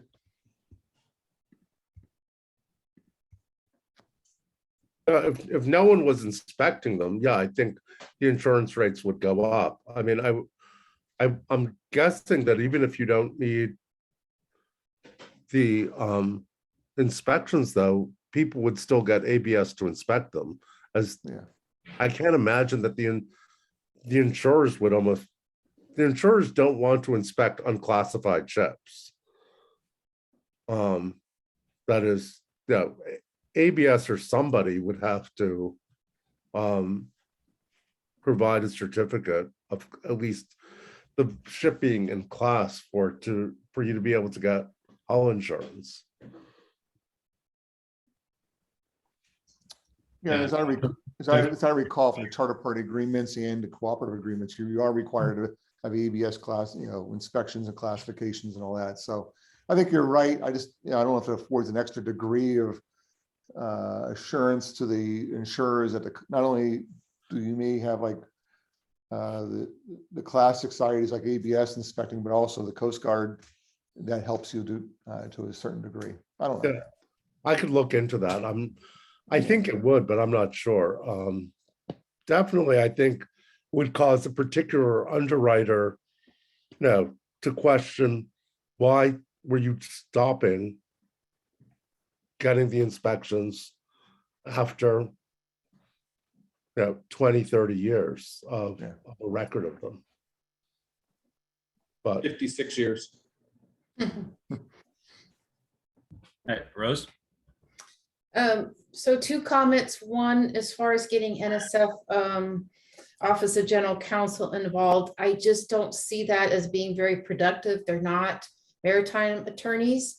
And so I don't know if they'd be willing to provide that kind of input. However, having said that, I do feel if we get to that point, we could entertain some kind of representation of a firm that does specialize in Coast Guard CFRs and that type thing. So I mean, it's something to consider if we get that far. But with regard to how the vessel operators feel, I think it's important for us to also take a step back and say, I'm just not sure we would feel comfortable operating Sequoiac without a COI. I know it's inconvenient, but I'm just not sure we're there. Noted. I don't know. Bob's on the line. He can overrule that, but that's been our position over the years. And I haven't heard anything different. I think it would be difficult for us to suddenly drop that. Yes. Okay. Understood. Robert, maybe I can tag along on your appeal. Yeah, I mean, mine's specific to, I'll definitely share it with you. Mine's specific to the 835 that we had issued. But yeah, I'll share it with you once I get it in. There might be some benefit to both of us appealing at the same time. To same MSU unit, we both got 835s. So 2 federally owned vessels appealing their 835s might add some oomph and maybe encourage a quicker answer. Okay. Murray, your hands up. Yeah, so I recently went through sort of just the opposite kind of thing happened to me in Florida. I was trying to get a letter of designation as an oceanographic research ship, and they wanted to force me to have what they called a safe manning letter, which I think was, according to them, was driven by, the Coast Guard taking responsibility for US vessels being safe and therefore welcome. There's a class structure. So, based on the country where you're at, like US might be class A, and, vessels that have problems with manning or spills or those sorts of things would be at a lower class in that structure. But, then I heard from some folks on the Bold Horizon. So they dropped the COI on the Bold Horizon after it became the Bold Horizon. They went to clear in Mexico, and Mexico wouldn't let them clear without the COI or a safe manning letter. So they had to go back to Sector San Diego and ask them to write a safe manning letter. I haven't seen the letter before they would be able to clear.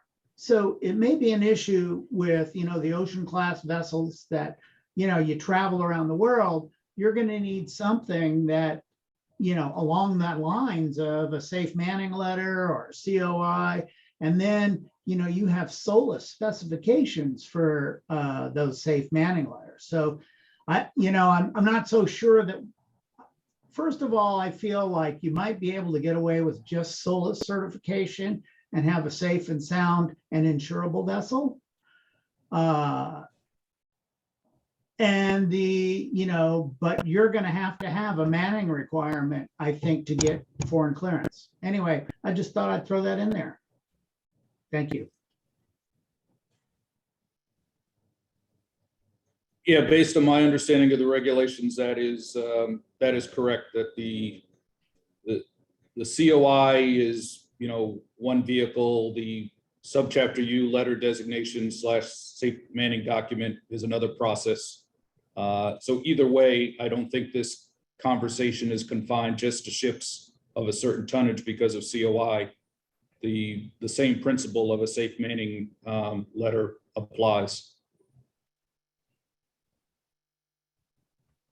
And just for those who may not have been part of this conversation, is this is also ensnaring the RCRV. The particular OCMI inspector in Portland has been communicating with his counterparts in Louisiana. And it is, I'm not sure the right word to use, but it's causing some issues with the COI aspect to the under construction RCRVs. So this is broader than just a few vessels.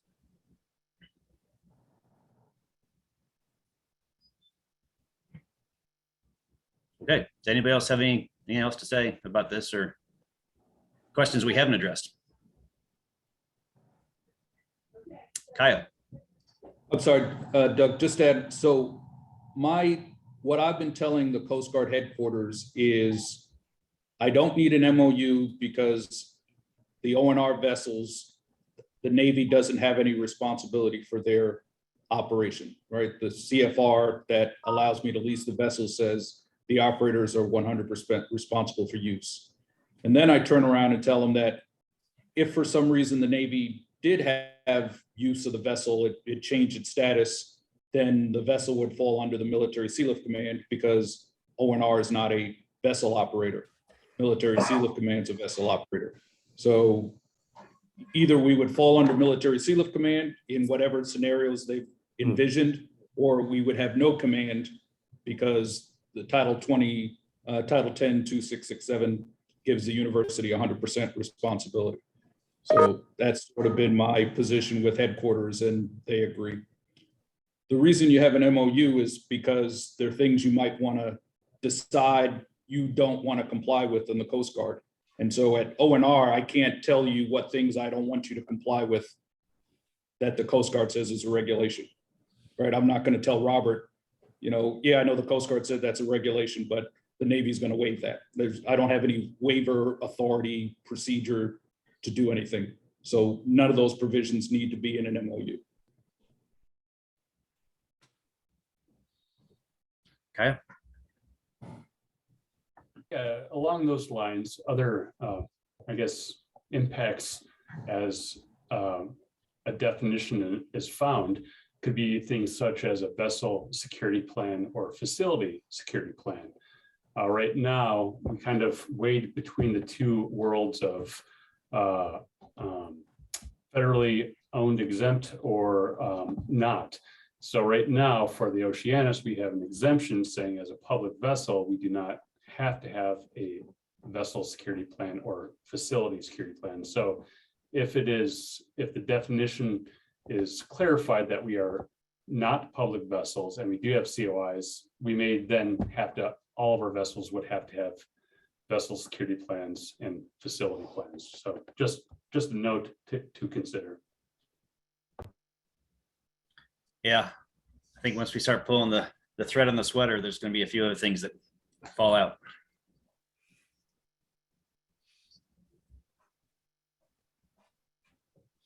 Yeah, no, I mean, obviously we bought the ship from NSF. I mean, we have a vessel security plan now. We just had to go through the MLC process for Maritime Labor Convention. So that's something we have to follow and stuff and get a certificate for from Coast Guard, ABS and so forth. So all that becomes part of it.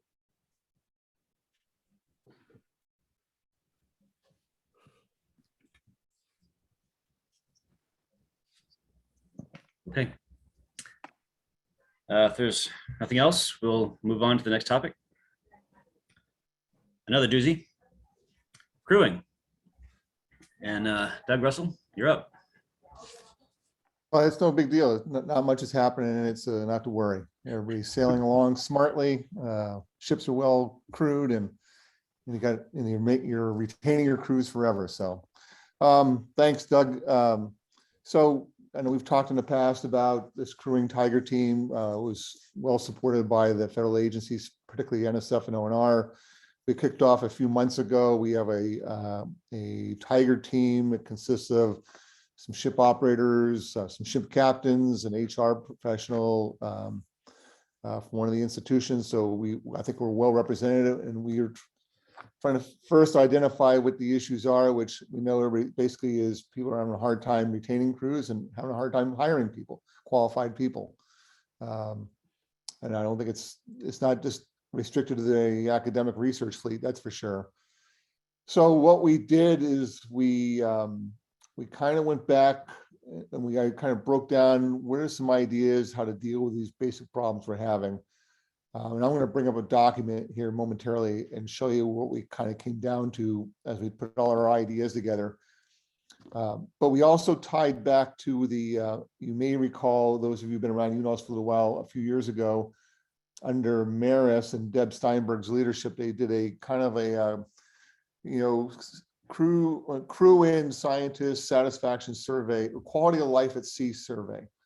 And so we went back to look at that as well, because I think there's a number of issues that are really, relative still today about why mariners do and do not want to go to sea, and why they do and do not want to go to sea on research vessels. So we kind of went back to look at that as well to help ground us on what are real issues versus what are not real issues. So I'm going to share my screen here real quickly and kind of show you the output of what we came together with, and then we briefed this to ONR, NSF, and NOAA a few weeks back. Can you see my screen okay? Yeah. Should have a spreadsheet up. Okay, Yep. Great, thank you. And I'll maximize it so you don't have to look at all my other crap on my screen. So I'm going to go back first to the previous page in the quality of life survey that was done and finished up in 2019. These are the basic, a lot of the common issues that came up when sailing on ships of the academic research fleet. Pay, an issue we'll talk about. I think we all anecdotally know that people pay more in the commercial world, but there's trade-offs to that. Internet connectivity was an issue, but as John Meyer talked about yesterday, we've made huge improvements on that recently. So I don't think that's quite as big an issue, although it's still, for the person who lives at home with fiber optic cable to your house in your connectivity, it's still going to be an issue if your life depends on that. Single staterooms, the newer ships, even the RCRVs, will have individual staterooms for the crew members. So we're making improvements there. Habitability has improved a lot through the midlife refits of ships and the new ships, the ocean class RCRVs. Even some of the midlife upgrades have really improved habitability in the ships. So we think it's been a lot of progress to that degree. Food, that's an up and down thing. As we all know, it depends on who your steward is, your chief steward is, how much you're willing to spend on food. So that is, I think it's a variable no matter what. Attention and working environment, DEI, how do we deal with harassment? Do we have clearer enough processes on the ships for dealing with, you have a problem? And through the work of Maris, and then through the work, obviously, all the Marine superintendents and their ship operations have made a lot of progress to that end. We think we're still more to improve on. We're still working to that end, but that is being actively worked. Gyms and workout equipment, same thing. New ships, midlife ships have got improved workout facilities. Small ships, it's hard to do. It's just a fact of life in small ships, but even RCRV is addressing this issue in their design. So there's been a lot of progress, which is good news. One issue came up repeatedly was we need more time between cruises during port calls. We're so busy with unloading, then loading, There's very little time for the crew to deal with personal issues, little time for the crew to deal with ship management issues.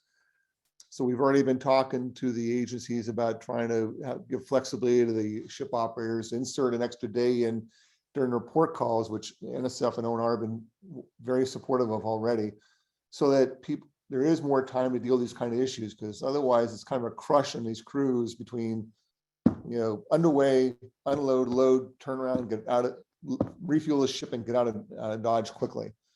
So that is one. It's actually a pretty easy. There's a cost associated with it, but it's a pretty easy step to take to improve quality of life on board the ships. And Lee, I see your hand up. I'll get to here shortly. Then the other ones that Rose touched on already, like, there were a lot of people going, we want beer and wine back on ships, and we want swim calls, and we know that's a non-starter from a risk management perspective, and that makes it a lot easier on our captains not having to deal with these kinds of issues aboard their ships. So I see those as non-starters, as does the whole team. Reducing noise and vibration, there's been big improvements on, particularly like on the Atlantis and the Revel for their midlife, the new bow thrusters. And we know noise is a big issue in these new construction projects, ocean class, RCRVs.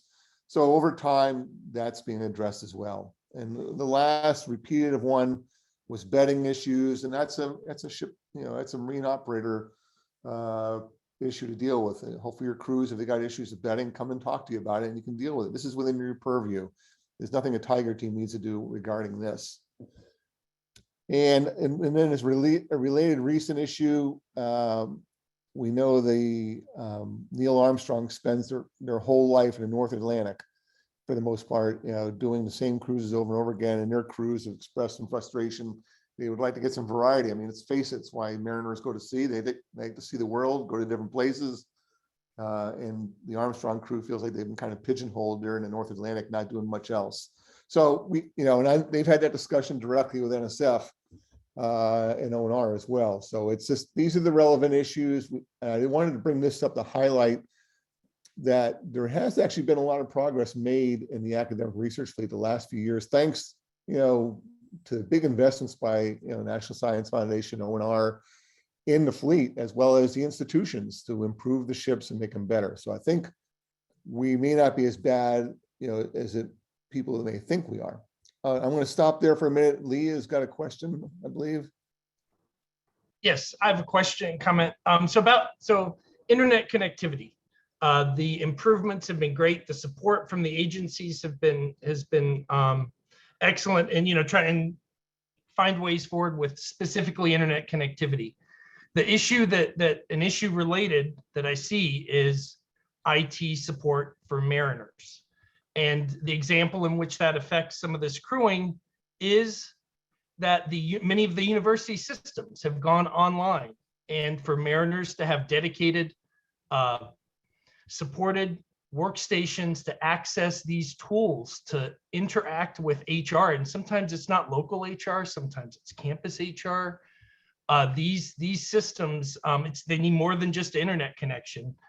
We see more mariners requiring dedicated IT support, two-factor authentication that are outside the control of marine technical groups.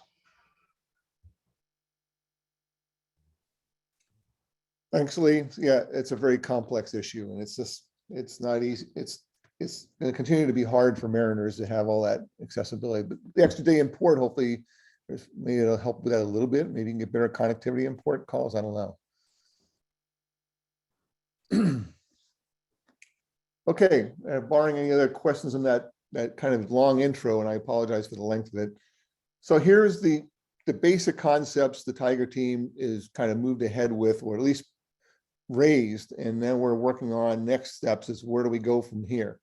The pay issue we already talked about. And that's such a complex issue. Every institution is different. They deal with, some are unionized, some are non-unionized. You got to work within your classification of positions at the universities. How do you go back and do surveys to find out, what's realistic for pay in those people, and those are all time-consuming processes.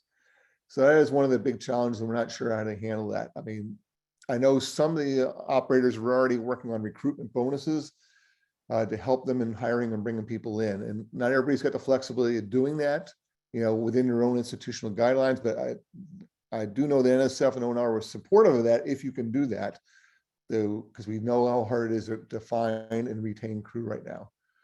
So that is one of the issues. Hiring incentives, which we already just talked about, a bonus for signing up, referral bonuses, those are things that are happening at some of the institutions already. Without, with way we are distributed amongst 14 operators, it's just not an easy answer to this, as you all know. You work through your own challenges in your own institution. So we don't really have a good answer in this right now. You put together your budgets with your pay and you submit them to NSF and ONR and your annual proposals. The agencies are very supportive of, funding you at the levels you can. I mean, the levels you suggest. But I know working within your own institutional pay systems or a compensation system is not an easy one to solve. So we don't really have an answer for you on that right now. I mean, but other than the fact we've made it very clear to the agencies that this is a big issue that you're dealing with.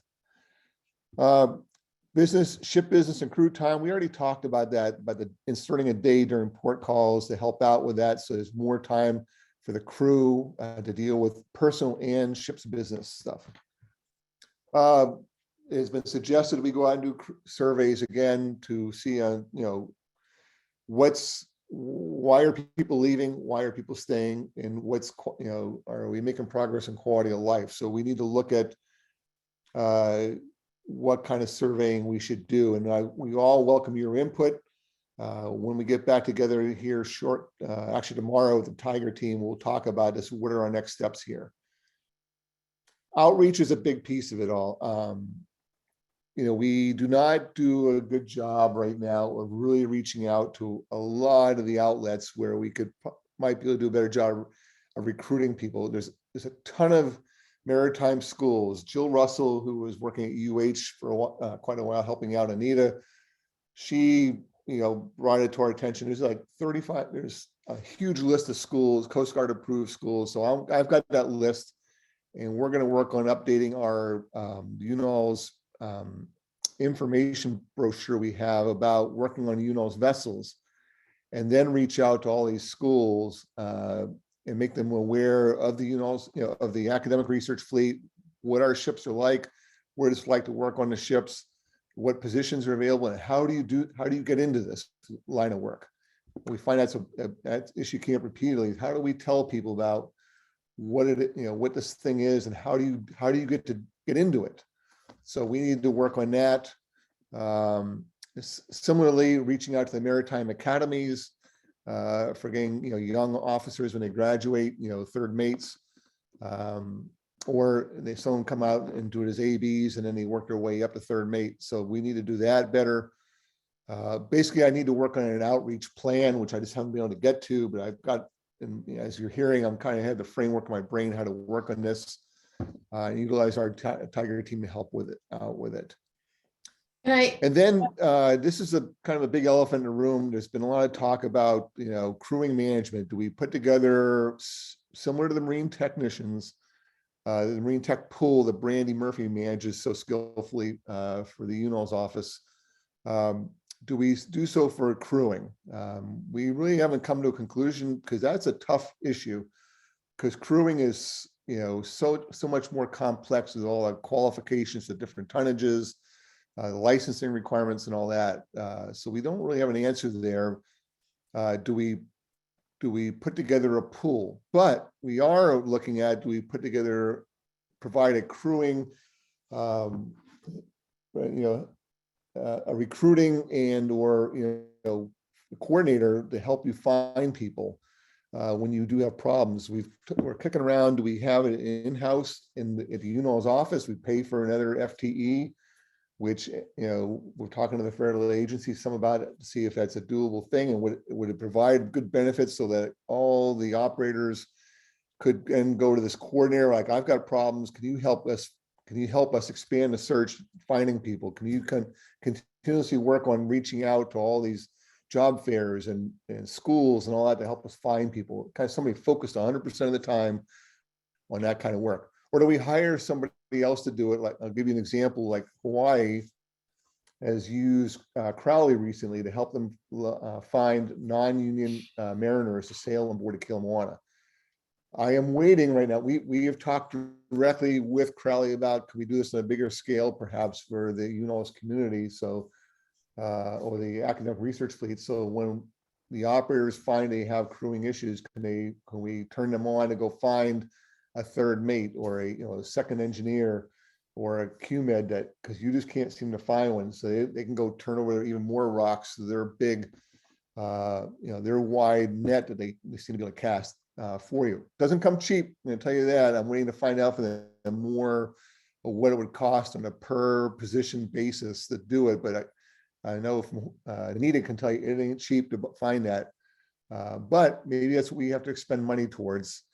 I mean, we probably have to do a cost benefit analysis. Can we do this with maybe an FTE in the UNOS office, or do we think it'll be better to more cost effective to pay somebody like a Crowley who's already got the infrastructure and the network to do that? So those are the things, some of the things we're still working on.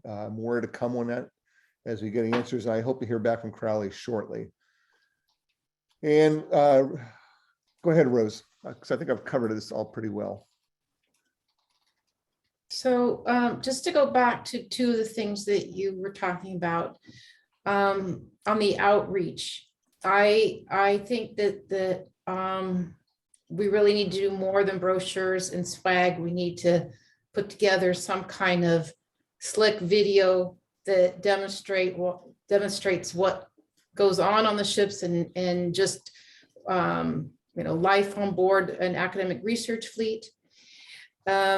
With regard to crew management and maybe having a coordinator, I heard from one of the operators last night that one of the agencies, I don't know if it's Crowley or another agency, has been providing them mariners, and that some of these mariners, quote, seem to be recruited from jail, that they were subpar individuals coming on board the ship, and that not only were they coming on ship and were not of the best caliber of character, but also they're making much more than the other positions on the ship of same positions, and so it does cause for morale issues on board the ship. So just some of the things that we need to consider when we're looking at going in that direction. Yeah, thanks, Rose. And yeah, thanks for bringing up the video in particular. We are, I know it's on our list of things to talk about with the Tiger team. How do we go about doing that? And I know you've been very supportive, like I'll fund it. So we appreciate that. So we'll just have to figure out how to get that done. And the last thing we had in here, it was also suggested maybe we have STEM Cs type opportunities, day trips to help recruit sailors for sailing on our ships. I'm not sure that's a lot of work for the operators to make happen in addition to all the other things they're doing, but it takes a lot of coordination to make that happen, but it's something to consider, and we'll talk about that some more. So that's kind of sums it up, the issue, all the kind of ideas and initiatives the Tiger team has kind of come up with so far. And we did give a brief to, like I said, NSF and ONR and NOAA recently, and like Rose's feedback, for example, on video. We're going to talk about that and figure out our next steps when we meet again tomorrow. But from there, I'm going to stop and open up the floor for discussions, because this is really what this is supposed to be, is an open table discussion.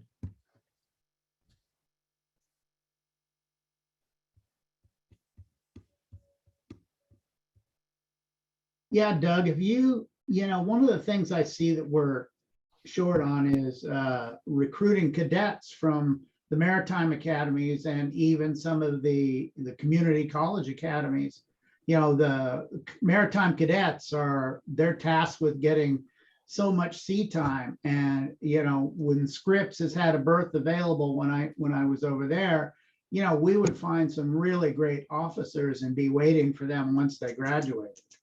So that might get us a few more if we can make a berth throughout our yearly schedule to get some cadets on board.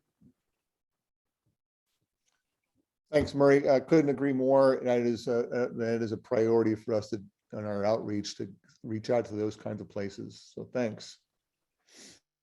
Stuart? Yeah, it's just one thing that I may have missed in the presentation. Will you offer training once you get sort of a young third mate in the door? Is there some way you can keep them and offer them and potential to advance their career? I mean, we've been quite successful in doing that recently. Prior to that, we obviously only got the 2 ships.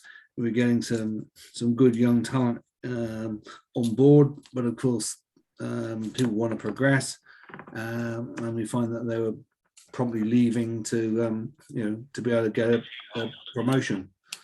And do you fund their training as well? Thanks for asking that, Stuart. And I would say, as a previous ship operator, that the funding agencies were very supportive of allowing us to pay for training for our sailors. If you found a good sailor you want to invest in, we would try to get them schools, and we put it in our budget. We get funded, and we also in a lot of our ships show a lot of advancement. We've got example is like the Thompson's got a guy who went from third mate, worked his way all the way up, and he's the captain of the ship now. And we have other examples like that of people working their way up from third engineer up to chief engineer, things like that. So I think, and I may be speaking out of turn, but from my experience in the fleet, we do a good job. Hi, Devin. My name is Brian active Hudson. research fleet. Yeah. No, I Brian, don't you got a disagree, minute? and I guess and that's an excellent sort of example. Perhaps you can use when you go out to on outreach. That we've got guys who started off on the deck and have now got to officer status, but to actually get someone to go all the way through the ranks like that, I mean, it just demonstrates that there is a long-term career path if people want the commitment. Yeah, thanks. No, you're right. It's good for us to be stressing that. It's a great recruiting tool. Thanks. Robert. This is Rob. I think I would be supportive of a proposal if this is what others wanted to do, where we decrease the number of science berths by 1 in order to create a berth to support whatever crew manning initiatives we wanted to do. I think it is important for the scientists to understand we are in a manpower crisis, and that at some point science might need to compromise. So I'm not opposed to such a more wider policy of decreasing the number, decreasing the science berth to either support either this electrical training officer issue or other things that are manpower problems. But hopefully someone else has an opinion or comment on that.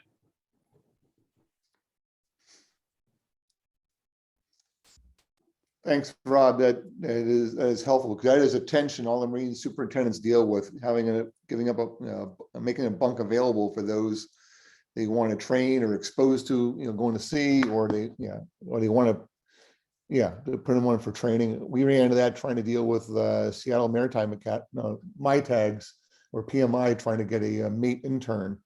It was hard to scrape out a bunk aboard for that person, which in the long term would pay off with becoming a third mate. So appreciate the support for that.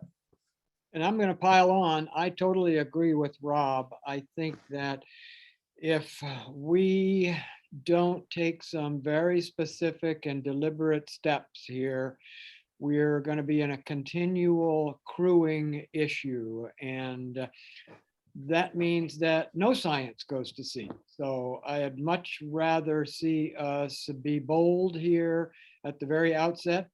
And if the Tiger team can come up with a really good proposal and have it nicely structured such that we can have a very good position when it gets rolled out to the science community, then I absolutely support that. I think this is the kind of thing that we need to be seriously thinking about, and if it makes sense, doing.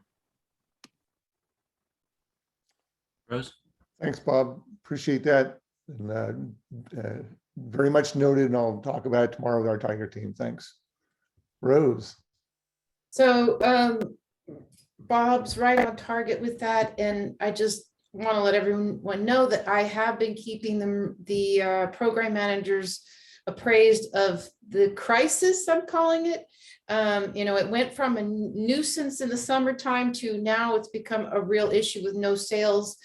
And that's gotten people's attention. It's and I think it's getting attention within the universities too, when they start seeing that the cancellations are needed because we can't fill these positions. So I think it will help in selling the idea that there needs to be availability on the ship for these potential opportunities to increase the crew and invest in the long term of the crew.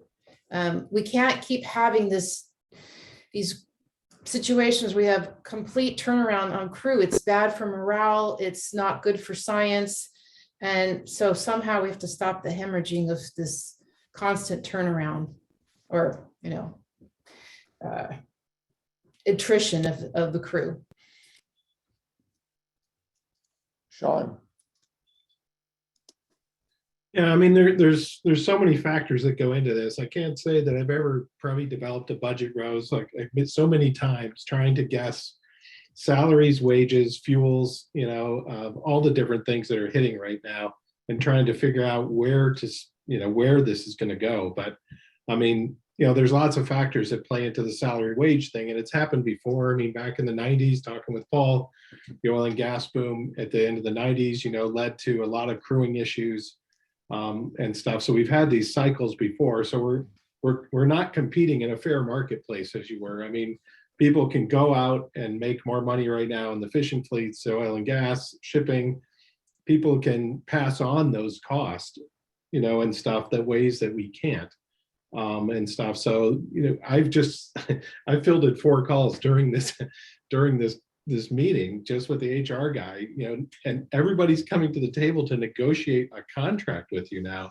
You get this list of conditions, you know, of how they'll come to work for you and under what conditions. I've never seen anything like this, but it's an AB goes, as long as I don't have to do maintenance, you know, I'll come, you know, and work on the ship, you know, and it's like, but it's amazing what we're dealing with in terms of the amount of time it's now taking to try to crew the ships and stuff. But so it becomes a money issue, and maybe that's a short-term kind of thing. Obviously, the labor force in general is struggling to deal with these kind of level positions and stuff of how they're going to be filled. But you know, people know they have the leverage. We've had 3 people show up at the ship, and they're still negotiating deals with other people, and they've just up and left, you know, and stuff from the vessel. So, you know, the contracts you're having developed with people don't mean anything. You know, they'll sign whatever letter, you know, and stuff. I mean, we had a guy within a half hour at the airport who missed his flight, called HR guy and says he wasn't coming, but he went through the whole application, went through the drug testing, you know, and stuff there. So on other fronts, when you talk about reaching out, it was interesting. You know, I was at same pier as the Sekuliak down there at NOAA last week. One of their young oilers I met, you know, was talking to her. She came from Ketchikan training program, I think, somewhere up there. She was from Cordoba. And, you know, she did her first 70-day stint on the Sekuliak, and she was, you know, calling home to people in her class, telling them about all these jobs that were in UNOS. But there was no recognition that we're even a possibility. So, I mean, I think we need to get on the road. I don't know that we need videos or whatever else. I think we need to get out on the road and actually go to places and talk to, you know, people at some of these training centers. We've done one up in Portland with the chief engineer because he knew the guy teaching there. But I think we need more. People need to put a face to things to know that the fleet's an option. But fighting some of these other headwinds, I think I don't know how we accomplish all of it, you know, because we're just not competing in the same world as some of these people live in. But it's definitely going to be a money issue to try to control what we're seeing right now. And I don't I don't know how we best accomplish that. Rose. So Sean, exactly. I mean, we understand it's a money issue and we have a provisional day rate exactly for that. We're gonna have to figure out a way to support higher crew costs. Yesterday, I put up that chart. I showed you that between fuel and crew, we're over close to 60% of our costs. If we have to get into, even more of our costs, we just have to do less science. Because our pie is only so big, but if that's what it takes, then that's what it takes. So we need to empower you guys to be able to go out and hire people. And what I do agree, we need to hit the road. We need to get to some of these hiring events, these colleges, universities in maritime colleges, and put a face to what we do. I just suggested the video is another potential thing out there in the internet, but that can't be the only thing. We need to be out there recruiting. Well, I think it's impossible to go to everywhere. We're going to need help from all the institutions too. And if local areas, good example is Emily Shimada from Oregon State said, hey, there's a job fair going on down near us here in Newport. She goes, I'm glad to go down there. And we gave her some swag and off she went down to it, and somebody else, I think Woods Hole did that recently too for us. So we need to do a better job broadcasting out to the operators and ask for your help and your awareness of when these things pop up locally and how we can help work with you, or if we need to go travel to help out with too. But it's well, not that's something why I think that I was going to say, that's why I think having a person in the UNO's office dedicated to that might help the operators and help the UNO's office, because certainly you guys can't do that. You have too much on your plate right now. So it seems like we need to bring in help for that. One other thing to mention, and I know it's a sore topic, it is, I don't have a good word for it, but the turnover within one crew leaving and going to another ship at another institution and leaving that other ship, other operator kind of at the last minute scrambling to fill their positions. So, I think when it becomes a pattern, then we need to talk about it. We need to be bringing in new people, not just moving the people we have around and then adding to this problem.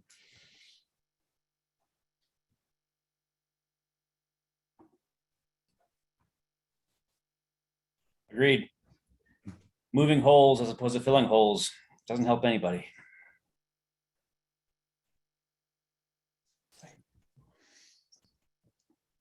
Okay, well, any more on crewing for now? I mean, more to come. And we'll keep you apprised of the progress of the Tiger team. Maybe I need to do a better job advertising our work, but now that we seem kind of gelled into a direction, we can do a better, we can reach out now and let people know what we're doing as we proceed along.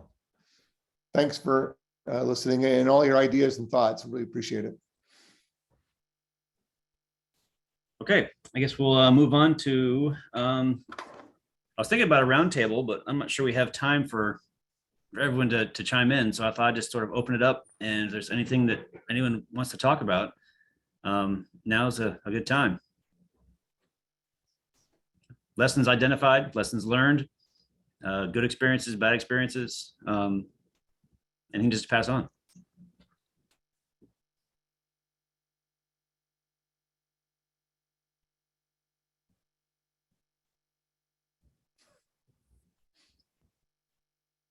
Would it help if we stop recording? Either that or we were very comprehensive and everybody's good to go now. Okay, well, then I guess we'll move on to the action item review.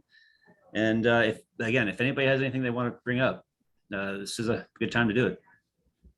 So, Doug, can we go over the action items that have been identified? Well, there haven't really, I mean, I don't think there's been a lot of that action items out of this that we weren't already doing. there was a suggestion that we put some information in the UNOL's newsletter about the new RATS portal. So we'll take care of that in the UNOL's office. There was a comment about the SATCOM's group having a meeting with the ship operators on internet connectivity, I think it was. I can't remember the specifics of that. Maybe Bridget, do you have anything on that? Or Lee, go That ahead. was CIWG asking CIWG. for, we'd like to get, we'd like to set one of our, so we have 2 meetings a month, and we'd like to set one of those as an operation-centric meeting to get input from marine superintendents on IT, which, cyber infrastructure, IT, same thing, but IT support and these regulatory issues, operational technology. There's some of these regulatory issues that we do not have expertise on. Some of the ABS requirements, as this falls in tech services. I know there's lots of discussion on how to deal with this issue longer term, but right now, providing support to the ships is a issue that we're not well prepared to deal with.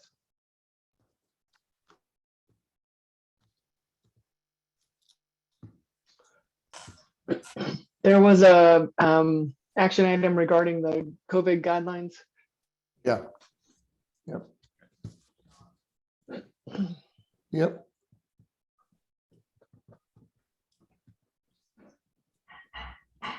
Any others people can think of other, from all the things we've talked about?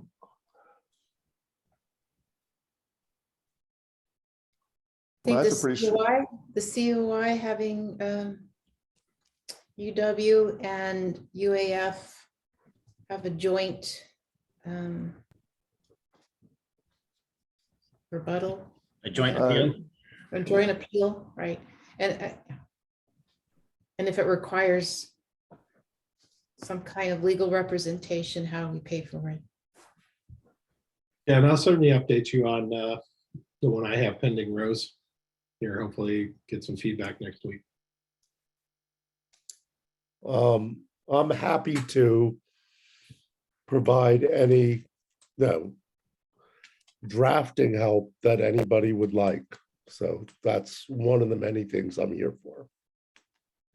Thanks, John. I'll be in touch. I always appreciate the guys. They have 5-cent words,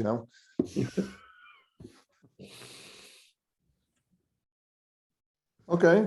I did have one last thing, Doug, with regards to your Tiger Team stuff and pay, and I think it is a critical aspect, when you talk about some of the pay bonuses and structures and things you can try to do, but the pay equity thing, and stuff, is something you really have to pay attention to, when you're trying to, if you're going to do that, you really have to deal with everybody else's pay on board, and then, potentially you start to run into union issues there too. So it gets complicated really quickly when you start down some of these paths to try to, bring people in with some sort of bonus structure that you're not doing elsewhere. And it's, so it starts to elevate things pretty quickly. And, so.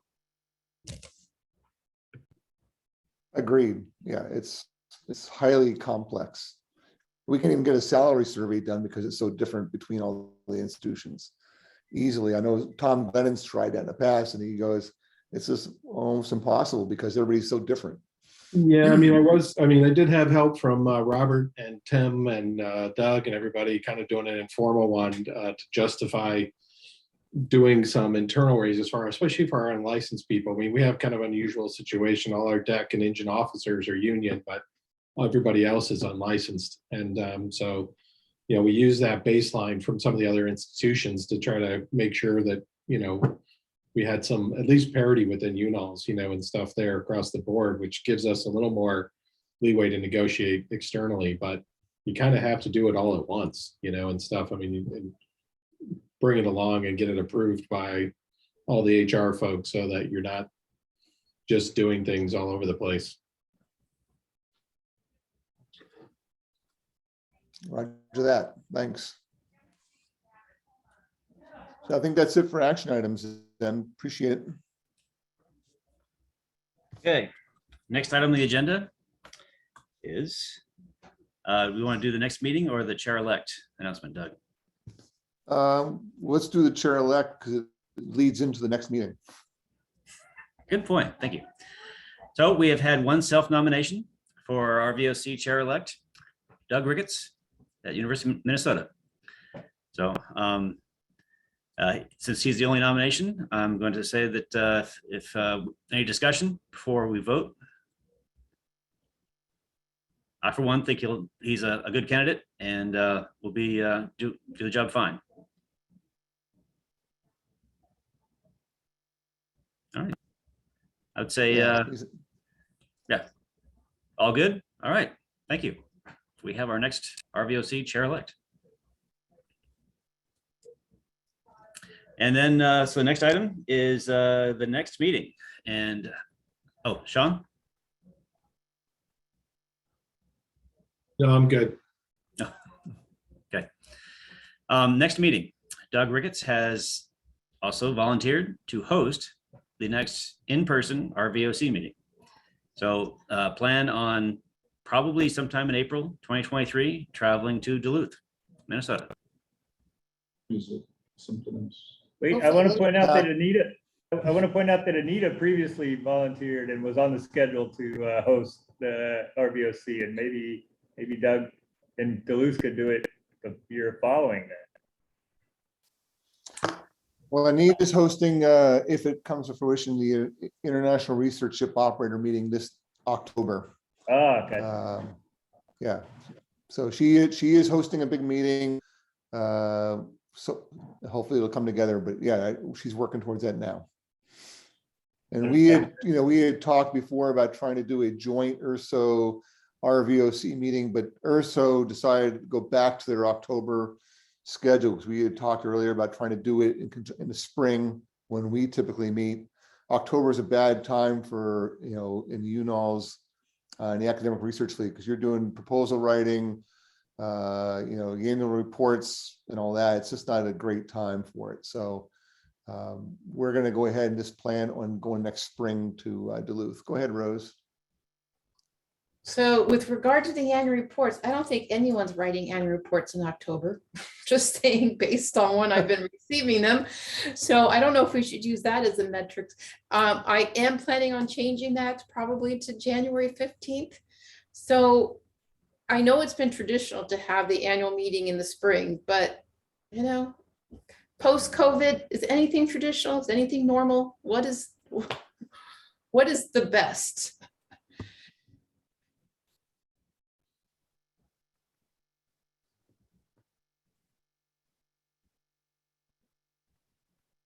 No, and I would say just in general, Doug's plural, having these regular Marine superintendent meetings over the last couple of years now, I guess we've been doing it, has been extremely useful. And stuff, and probably maybe limit some of the discussion here because we've already been meeting so regularly on a lot of these topics. But I tell you, it's really made a huge difference for me, having the input along the way from everybody and kind of seeing what's going on. So having that kind of regular contact, which we never really had before, certainly know a lot more of the other folks, a lot more now than we used to. Agreed. No, we plan to continue those. I think they're very beneficial for everyone. I think we're just going to do the in-person meeting in addition to the routine gatherings over Zoom or whatever virtual method. Yeah, we'll keep planning every 4 to 6 weeks to have a Marine superintendent virtual meeting, unless there's a need sooner than that. Brandy, your hand up. Brandy. Yeah, I just wanted to throw out there that the October, November, December timeframe is packed with meetings between that UNOLS is either actively planning or participating in. And so that I think is one other reason to not look too closely at October, but it's a consideration for when we're, if we want to move this for how and where and when.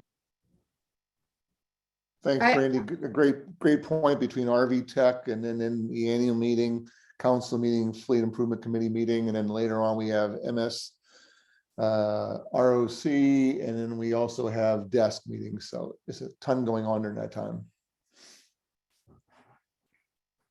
I was just going to say that with the monthly meetings, like Sean brought up, it really doesn't matter whether we have the annual meeting every year at the same time. I think it could be a floating meeting depending on where it is and what the availability. So I could envision something in June or July or August or April, depending on where it's being hosted. I don't necessarily think it has to be the same time every year, but that's just my opinion.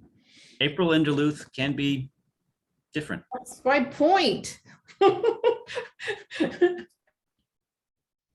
think We did our- Rose is we just did in the search RV of sunshine and warm weather.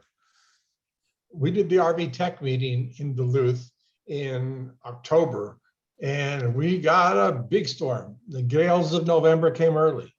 And We got snowed in. We actually had to delay lights out. Yep. that's right. Cool. It was fun. But April, Miami, Dawn, is perfect. Give me another couple of years, Rose, please.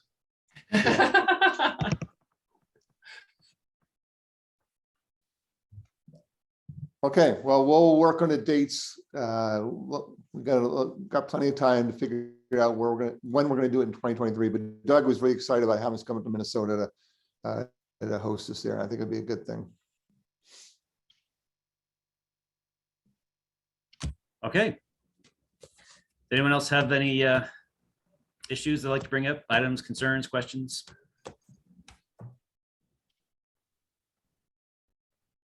Hearing none. Thank you for your time. I've enjoyed it, and look forward to seeing you guys again in a few weeks on our routine get-togethers. Thanks, guys. Thanks. Thank you. Thanks. Great job. Thanks. Bye. I don't know how it decides when it finally splits the.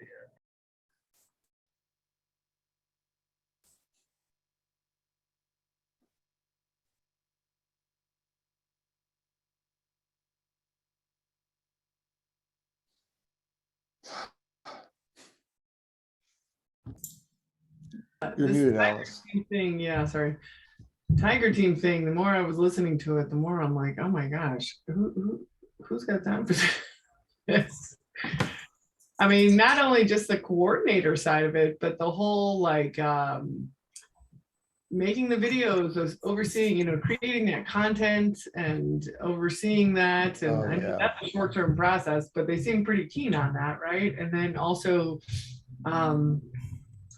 getting placing Maritime cadets would be really because I think that really is a good kind of tunnel.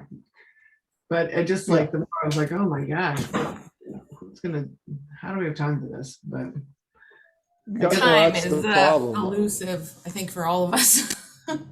Yeah, I mean, that's the problem. You got great ideas, but we don't have people who have enough time available. I mean, yeah, so yeah, that's the challenge of it all. I lose sleep about it, thinking about it. yeah, and the worry I have about and even creating, like Bob was saying, creating a policy of moving forward, and so we convince the scientists that we have to take that bunk away, which is not going to go lightly, right? But creating that policy, right? Creating this plan, creating that, all that takes time. And outreach materials, and then I mean, as much as I mean, if we want to hire another person in-house, I guess, but like that's a lot too, right? But I guess my only concern about hiring someone in-house to be a crewing coordinator is whether they have the depth of knowledge of knowing people, but maybe they're just learning that, right? Crowley knows where to get those dregs of the universe from the jail. Which is also another comment. I didn't mean that. Sorry, that was mean. But what Rose was saying. That's another problem, right? It's like if that's all they could get, that's all they could get, right? Yeah, I mean that's kind of where we're at right now. Right, and so I guess that's where even creating all these other things that build up our pipeline are even more important, right? Because we get damned if we don't have crew, and we get damned if we have the wrong crew. So right. Yeah. Interesting. Well, yeah, I think what you guys have done is great though, Doug. I think the things that you guys have come up with is good and solid, and it's actionable, right? who knows, right? Whether. It's a start. I mean, I don't have a great warm feeling about it. We're trying to push, and trying to come up with, even come up with a few actionable items, not too terribly, oppressive that can sustain long-term, not just like, oh, let's throw everything at this right now. And then, months later on, it goes